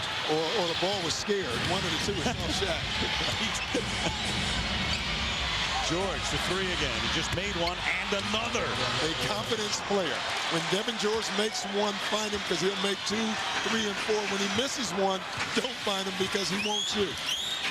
Started out the season to George hot, then cooled off, then lost his starting job, and gets it back now in the playoffs. Ginobili. O'Neal looking for the outlet to Payton. A shovel to George, and it's almost as if the quarterback, made that errant little toss to the running back, and you're out of sync, and you can't make the catch, and it's a fumble. And George didn't know what he wanted to do. He didn't know if he wanted to catch and put it on the floor or shoot. And usually, when that happens, you turn the ball over. Lakers by 5, a little over 3 to play in the third quarter. Interesting sub in the first half. When the Spurs took Duncan out, they actually made a run. They were down 12-5 at that point. They brought Ori in. And with a tick under 3 to play, LA leads 59-54 in game 1. Back in San Antonio, Tony Parker has 14 points, and he's heading to the line, and his father, Tony Sr., is here in the house today, sweating just a little bit, played his college ball at Chicago Loyola, and with his mom, along with his wife, raised Tony in Paris with their brothers, TJ and Pierre. Now, TJ is also here today wearing a Tony Parker jersey. These two, growing up in Paris, were NBA fans. Tony and Pierre, the youngest, would play 2-on-2 against TJ, who's sitting there, and their best friend, Alexi, and they always divvied up teams. Now, Tony and Pierre were always the Spurs because Pierre's favorite player was David Robinson. TJ there, and his best friend would be the Bulls because TJ's favorite was Scottie Pippen. They would pretend they were in the NBA Finals, TJ was telling me today, Al, and Tony and Pierre, more often than not, won those NBA Finals 4-2. So he has more than one ring. 4-2. Yeah, he has a bunch of them. Right. And obviously, he doesn't like the 7th game. And Parker now has 9 points in this period. He went to the free throw line because of the foul by O'Neal, and Shaq becomes the first Laker with 3 fouls. And Bryant now. Kobe Bryant, red hot. Red hot. 61-56. 12 now in the period. A dozen points for Kobe Bryant in the third period. Starovich underneath and a little hook. He decided to make that a little tougher than he had to. He was right up under the bucket. You know, this quarter has all been about the small guys, setting everybody up. Kobe Bryant for the Lakers, Tony Parker for the Spurs. And another small guy, Fisher, from outside. That's a two-pointer, 2 points. The adjustment the Lakers have made is playing through the elbows. Everything is through the elbows and a lot of two-man game. Starovich. Horry couldn't control the rebound. The Lakers had 14 points in the first period, 19 in the second. They already have 30 here in this period. And Bryant will try to add 3 more. Wow. Horry with a rebound. That was too easy. I think he was thinking no defense. Maybe that's the way to guard it.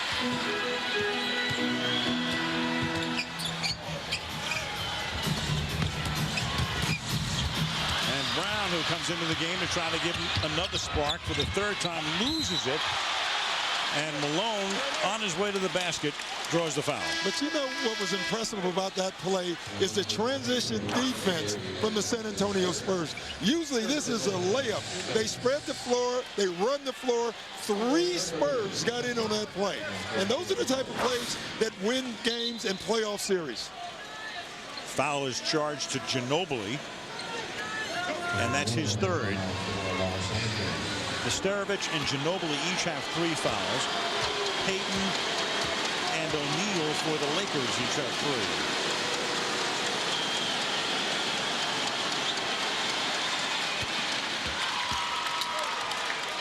64-58. Lakers with 121. Substitution now as Medvedenko comes in, and they'll rest O'Neal for at least the balance of the third period. Interesting switch because Medvedenko was sitting at the table waiting for Malone. I think Phil Jackson looked at the score, looked at the time, thought this would be a great time to get Shaquille O'Neal a rest. Get the rest of the period. You get a pretty good sized commercial break between 3 and 4. 7-point Laker lead. They had a 7-point lead at 12-5 in the first quarter.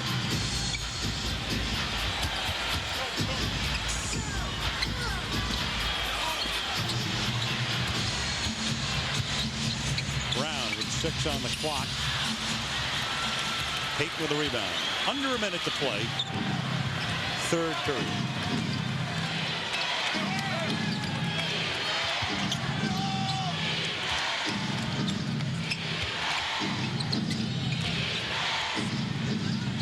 Bryant from inside the arc.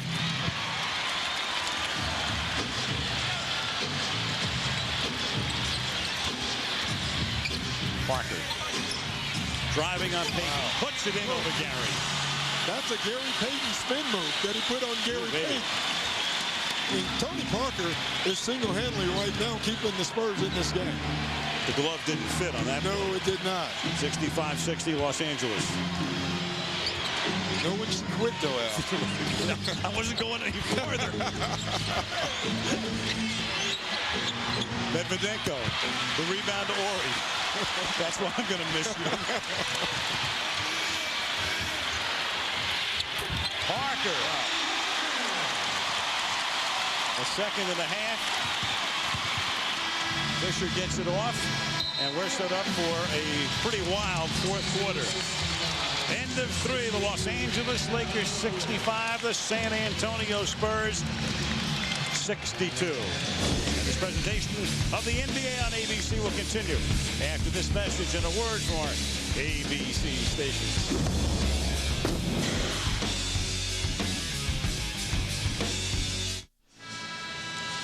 Score by quarters. The Lakers had 33 points in the first half and 32 in the third quarter alone, leading by 3. erasing an 8-point halftime deficit. Here's today's All-State Good Hands player, Kobe Bryant. Third period, had 12 points. And did it all. Now, I mean, there's nothing he didn't do in this quarter, that being the most special of all the moves he made. But he just got everyone involved, and he got himself involved, and that's exactly what the Lakers needed. Meanwhile, on the other side of the floor, Parker had 13 points in that period alone, and Tony now has 20 in the game. So the fourth quarter is underway in game one.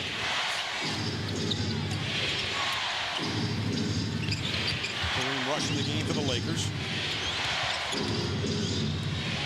Medvedenko stays in, and O'Neal also comes in, and there goes Bryant again, up by 5. And that was well defended. I mean, it had hand in the face, made him fade back. That's just greatness. Parker. Duncan outfights the Lakers for the rebound and puts it in.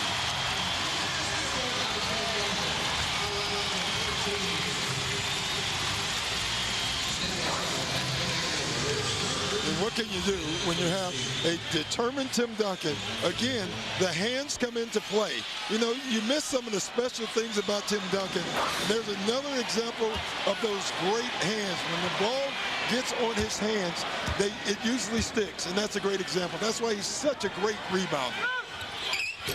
But he can't hit from the line. He's 2 of 9 today. You know, he is the more troubling one because he's such a great shooter from the outside. You know, Shaquille O'Neal above the free throw line, he didn't take a lot of shots from there. Tim Duncan does. O'Neal only took 4 from outside 15 feet during the regular season. Bryant again, a one-man show. Wow. How in the world? Wow. How do you do that? Wow. You don't. That's why he's so good. 29 points for Kobe Bryant.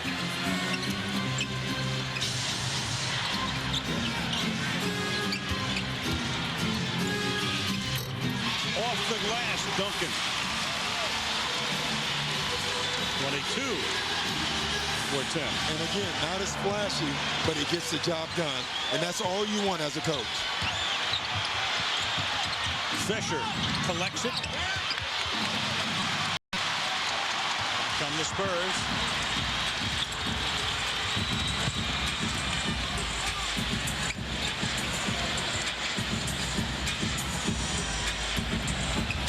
Duncan driving on O'Neal. And this is the first time in this series so far that Shaquille O'Neal has been guarding Tim Duncan. And since Shaq has guarded Duncan, the Spurs have gone to him the last 3 times. And now Shaquille O'Neal has just picked up his 4th foul.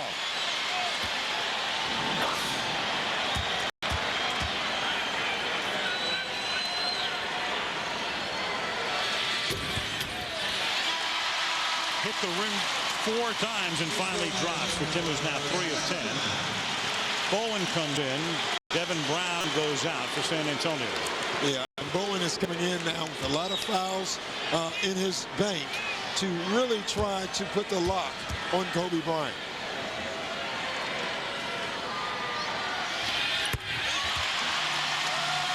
We talked about it before the game, and there's a ton of X factors. But at the end of the day, the great players will win this game for the Spurs or the Lakers. And Turkoglu steals it from Rush and gets fouled.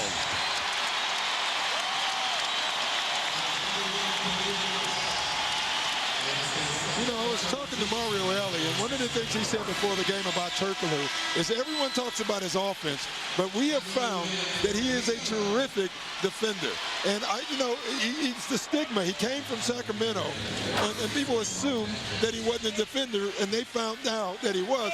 He said that was gravy. They didn't know it. They brought him in here for his offense, and they've been pleasantly surprised with his defense. Mario Elie, one of the assistant coaches for the Spurs, as Ori comes out of the game. Nesterovic comes in. It was a non-shooting foul. There is Mario. You know, he played for the Rockets, got a ring, came to San Antonio, got a ring. So he's a ring hunter. I think that's what he's looking for. Meanwhile, guys like Payton and Malone, no rings. That's what they came to LA for. Will this be the year? Nesterovic missing, but Duncan is there. They get the rebound, and then Bryant is able to wrestle it away. Wow. That was foul on Tim Duncan and Kobe Bryant. Each foul neutralizing the other. Out of bounds off the Lakers. And now Kobe started to get into it underneath.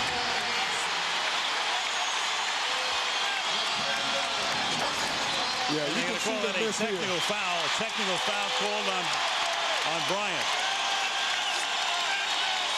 See, to me, that should be a double tap because I thought they both walked up on each other, and you can see Kobe running his mouth, and that's why he got the foul. But I really believe in those circumstances, both guys should get the technical foul. And that's what the Lakers are arguing right now. Meanwhile, Ginobili got a fortuitous bounce on that one. And that ties the game at 69 each. Yeah, that's what the Lakers are saying. Wait a minute. They both walked up on each other. You can only see one guy talking. Either way, to me, either you call it tech on both or you don't call one at all. I mean, really, it looked like Kobe was almost saying, calm down. You know, watch his hands. He's almost like, calm down. And, you know, they're both talking here. Yeah. You know, I think that was one of those cases. You just give a double foul, a double tech. Yep. Jason Hart is now in the game. He has the ball.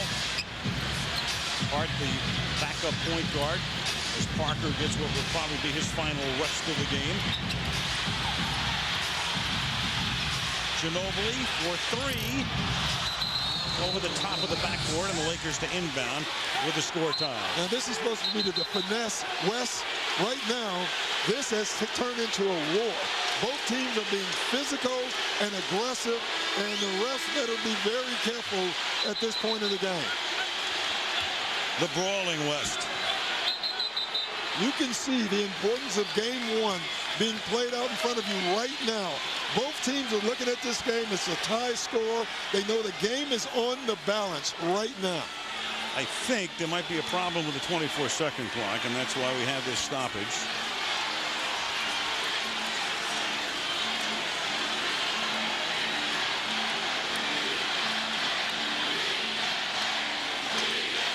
Dick Bavetta is over at the table. They reset the clock. Now it seems to be in working order again. And a familiar refrain in every sport: beat LA, beat LA. Yes. I think it started in San Francisco with the Giants and the Dodgers. O'Neal couldn't hammer it home. Nesterovic is there, fronting O'Neal for the steal.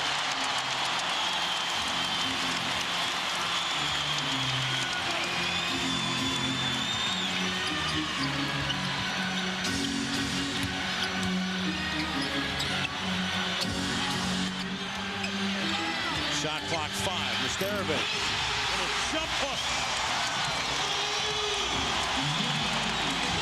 Timeout called by Phil Jackson.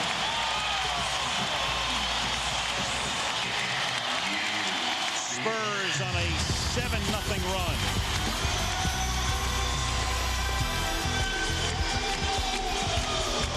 San Antonio by 2.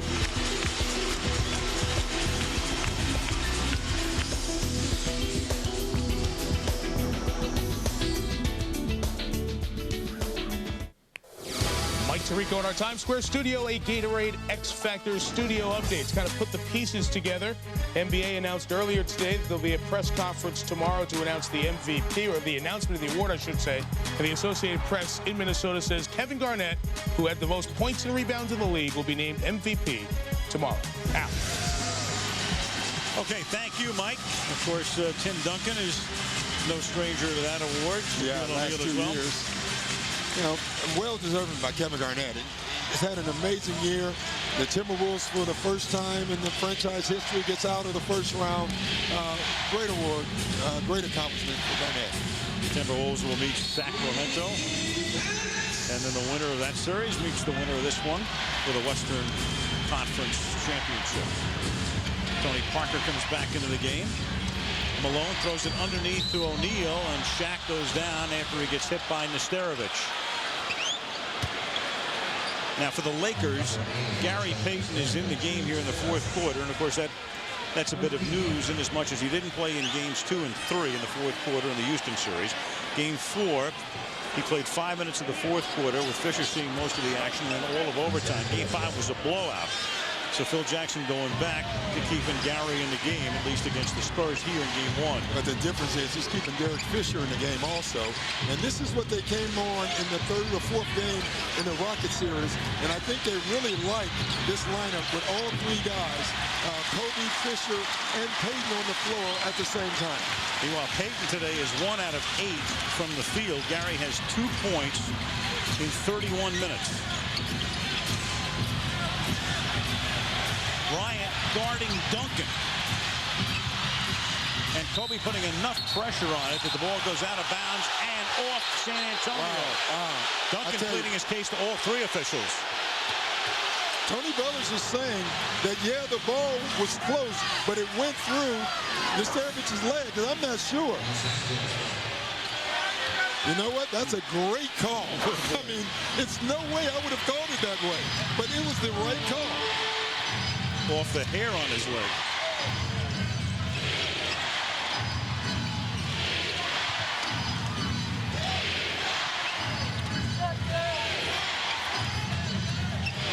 Payton. O'Neal trying to get underneath. Pass not thrown with much art, and Nesterovic takes that one and jams it home to make it 73-69. And that play was called because after the play, Shaquille O'Neal was looking at Dick Bavetta for the call while his man was running down the middle of the floor. Kobe. Didn't get his own rebound. It's going to happen again because this time Kobe's not running the floor. Kobe's still in the backcourt. And Parker puts one up and misses. And Ginobili gets the rebound. But that's because, again, now the second time, Kobe was disappointed in the call, and he didn't run the floor. And Kobe joined with Bavetta, and of course with Kobe, he already has a technical foul.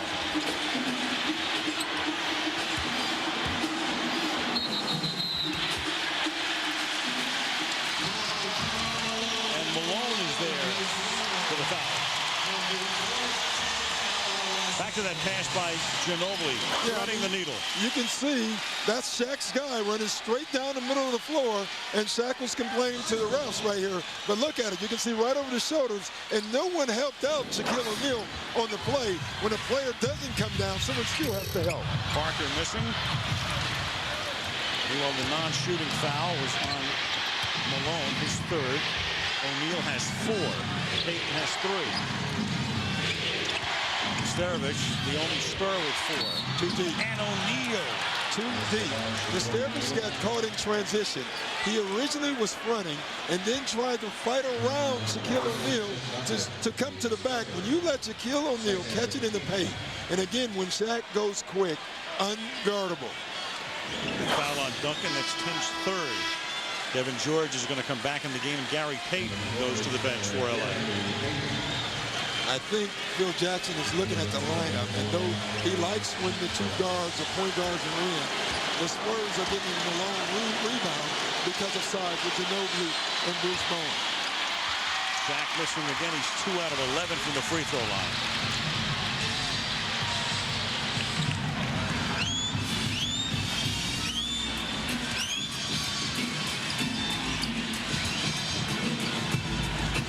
Parker.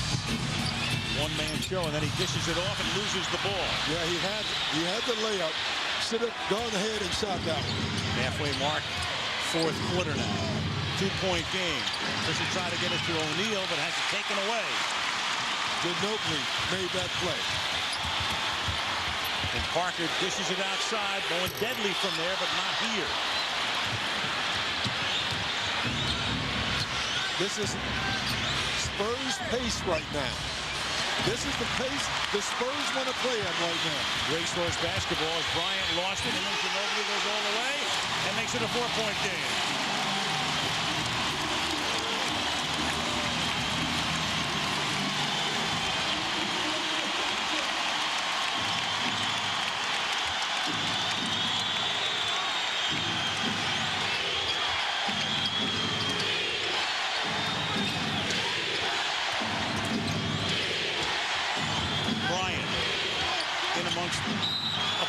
white shirts, and the ball winds up on the end line out of bounds.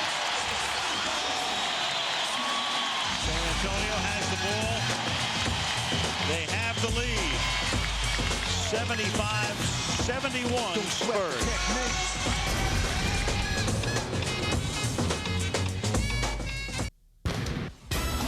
The NBA playoffs on ABC, brought to you by The Day After Tomorrow. When it's all on the line, play like there's no tomorrow. Well, there is a tomorrow, and on TNT tomorrow, the Eastern Conference semis start. Nets, Pistons from Auburn Hills, and then on Tuesday, doubleheader, New Orleans and Miami in the concluding game, Game 7 of that series.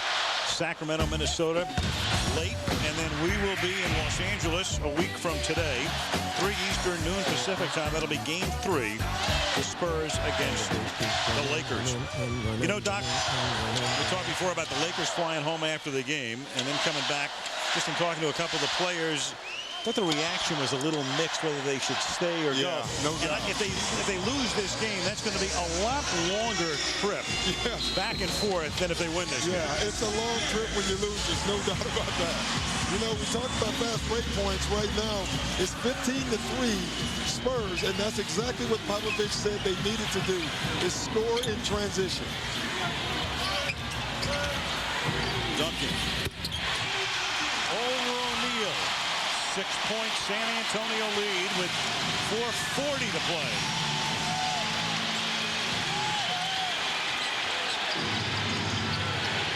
.26 points for Tim Duncan today.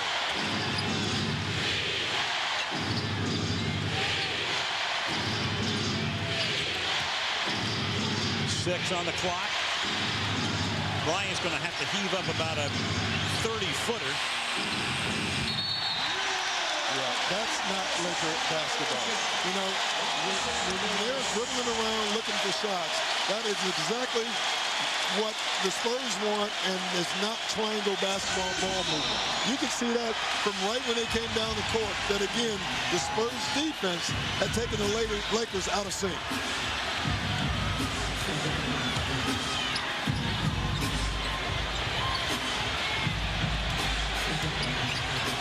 Duncan over Malone.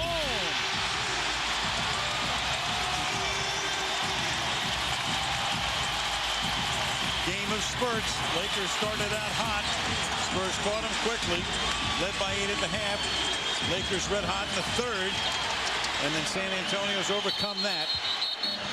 As a foul is called underneath when Shaq got the ball. See, now it was Parker's show in the third quarter. It's Tim Duncan's show in the fourth quarter. Both players are playing great for the Spurs, giving them exactly what they need. I mean, Tim Duncan is taking the game over at this point. Someone on the Lakers have to get involved offensively. Right now, it's no one, really. They're out of sync offensively again. Nesterovic picked up his 5th foul. Duncan has 10 in the period, 28 in the game.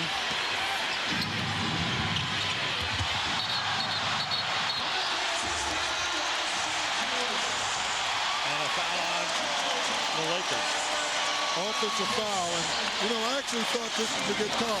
Ginobili is one of the better floppers in the game, a lot like Derek Fisher, but I think you have to call that one.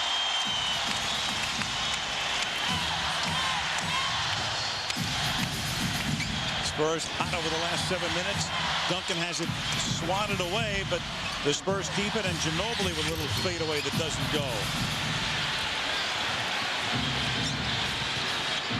Ticking down to 3 minutes.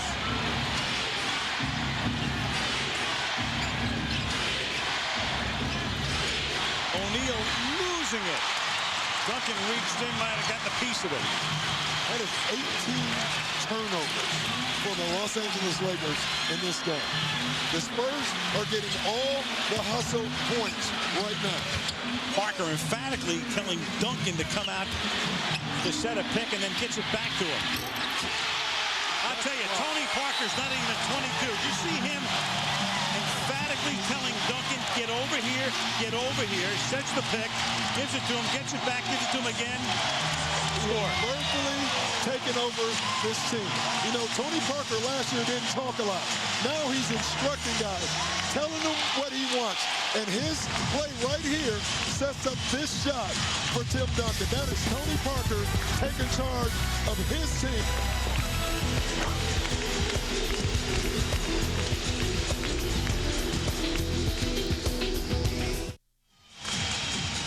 Doc, the Lakers were red hot in the third quarter, took the lead. Kobe came out and scored 2 quick baskets here in the fourth period. Over the last 8 minutes and 22 seconds, the Lakers have 2 points on Neil Dunk.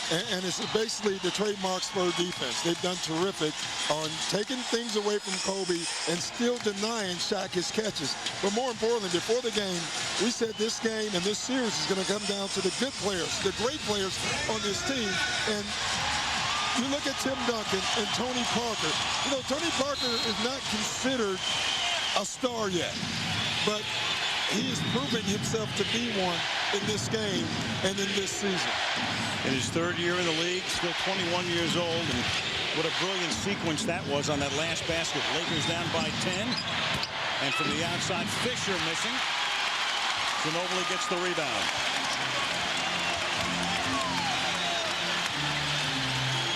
Second game in this series, Wednesday here. Game 3 next Sunday, LA. Game 4 a week from Tuesday, LA. Ginobili for 3. That could have put the finishing touch on it. Yeah, it really could have. And again, that whole play was set up by Tony Parker. Bryant would have been a 3. Payton gets the rebound, gets tripled, loses the ball. Ginobili is free.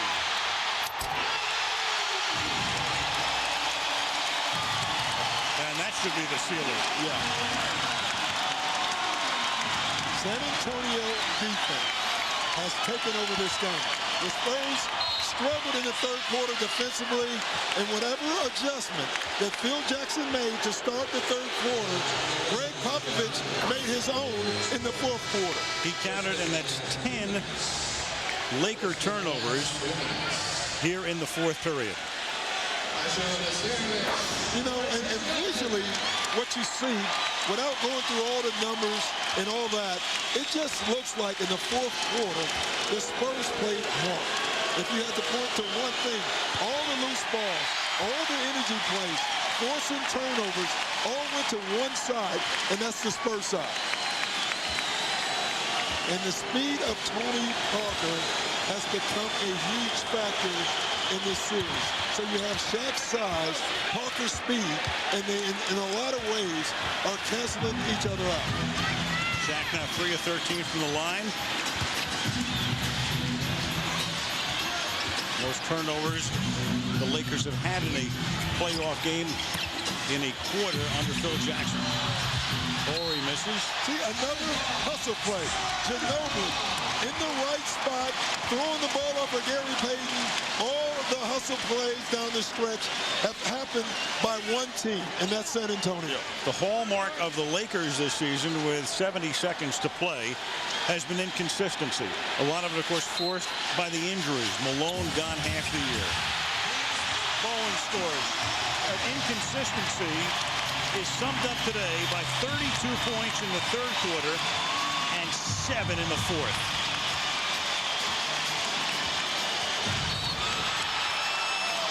And the crowd celebrating, and the Lakers will go to the airport, fly home, practice tomorrow and Tuesday, come back here Tuesday night, play Wednesday, and then go back for games 3 and 4. You know, in a funny way, I've always thought in the playoff series, you know, when you lose a game, it's not a bad idea to stay on the road because it forces you as a team to be together. Instead of now, you lose this game, you get in the airplane, and you go back home, and the peripheral opponent, you know, the people outside of the game have an effect on you. At least there's a big high-pressure system between here and L.A. I've already checked it out. Good weather, no turbulence. Parker sits down. Ginobili comes out of the game. Duncan has already gotten his big hand.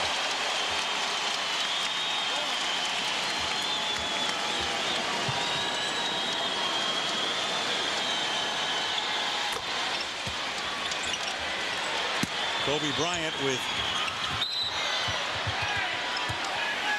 31 points now.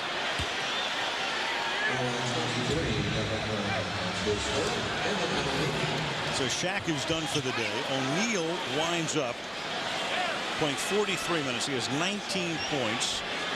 8 of 14. That's about par for him from the field. And 3 of 13, which to the consternation of the Lakers has become about par for him in postseason. Yeah, but I think in this series, Shaq has to be more dominant. I think they have to go to Shaq more, number one. But I think he has to be more dominant. You don't have Yao Ming guarding you. They're not double-teaming you a lot. They did front and deny to catch a ton and did a great job of that. Because Kobe Bryant, with this Spurs defense, even though he had a great game, will struggle some in this series. And they're going to need Shaq to come up big.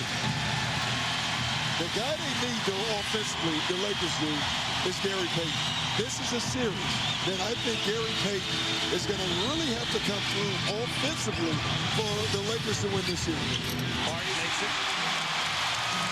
And Doc, to that point, Gary today played 37 minutes, had 4 points. He was 1 of 8 from the field. Yeah, and I think he has to find a way to get himself involved, which has been very difficult. It's not all Payton's fault.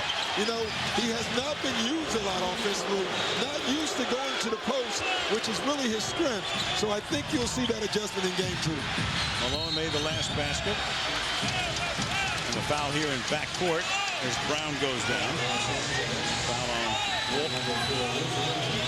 World News tonight, or your local news coming up, except on the West Coast.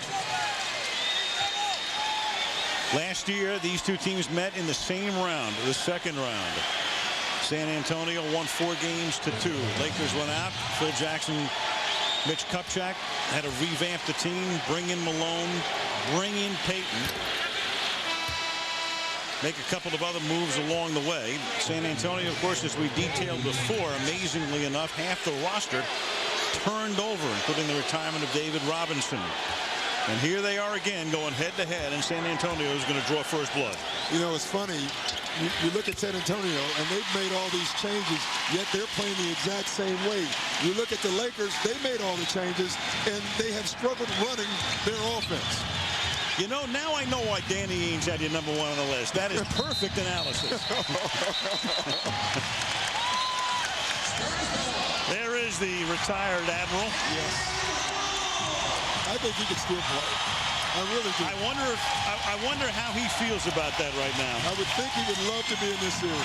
He's dreaming about Kona. Playing all bad. We'll be back to wrap it up after game 1. San Antonio, 88-78. Game 1, the Spurs win at 88-78. Talk to you next Sunday from Los Angeles. Game 3. Until then, Al Michaels, Doc Rivers, Michelle Tafoya saying so long from San Antonio. This is ABC Sports, home of the NBA Finals.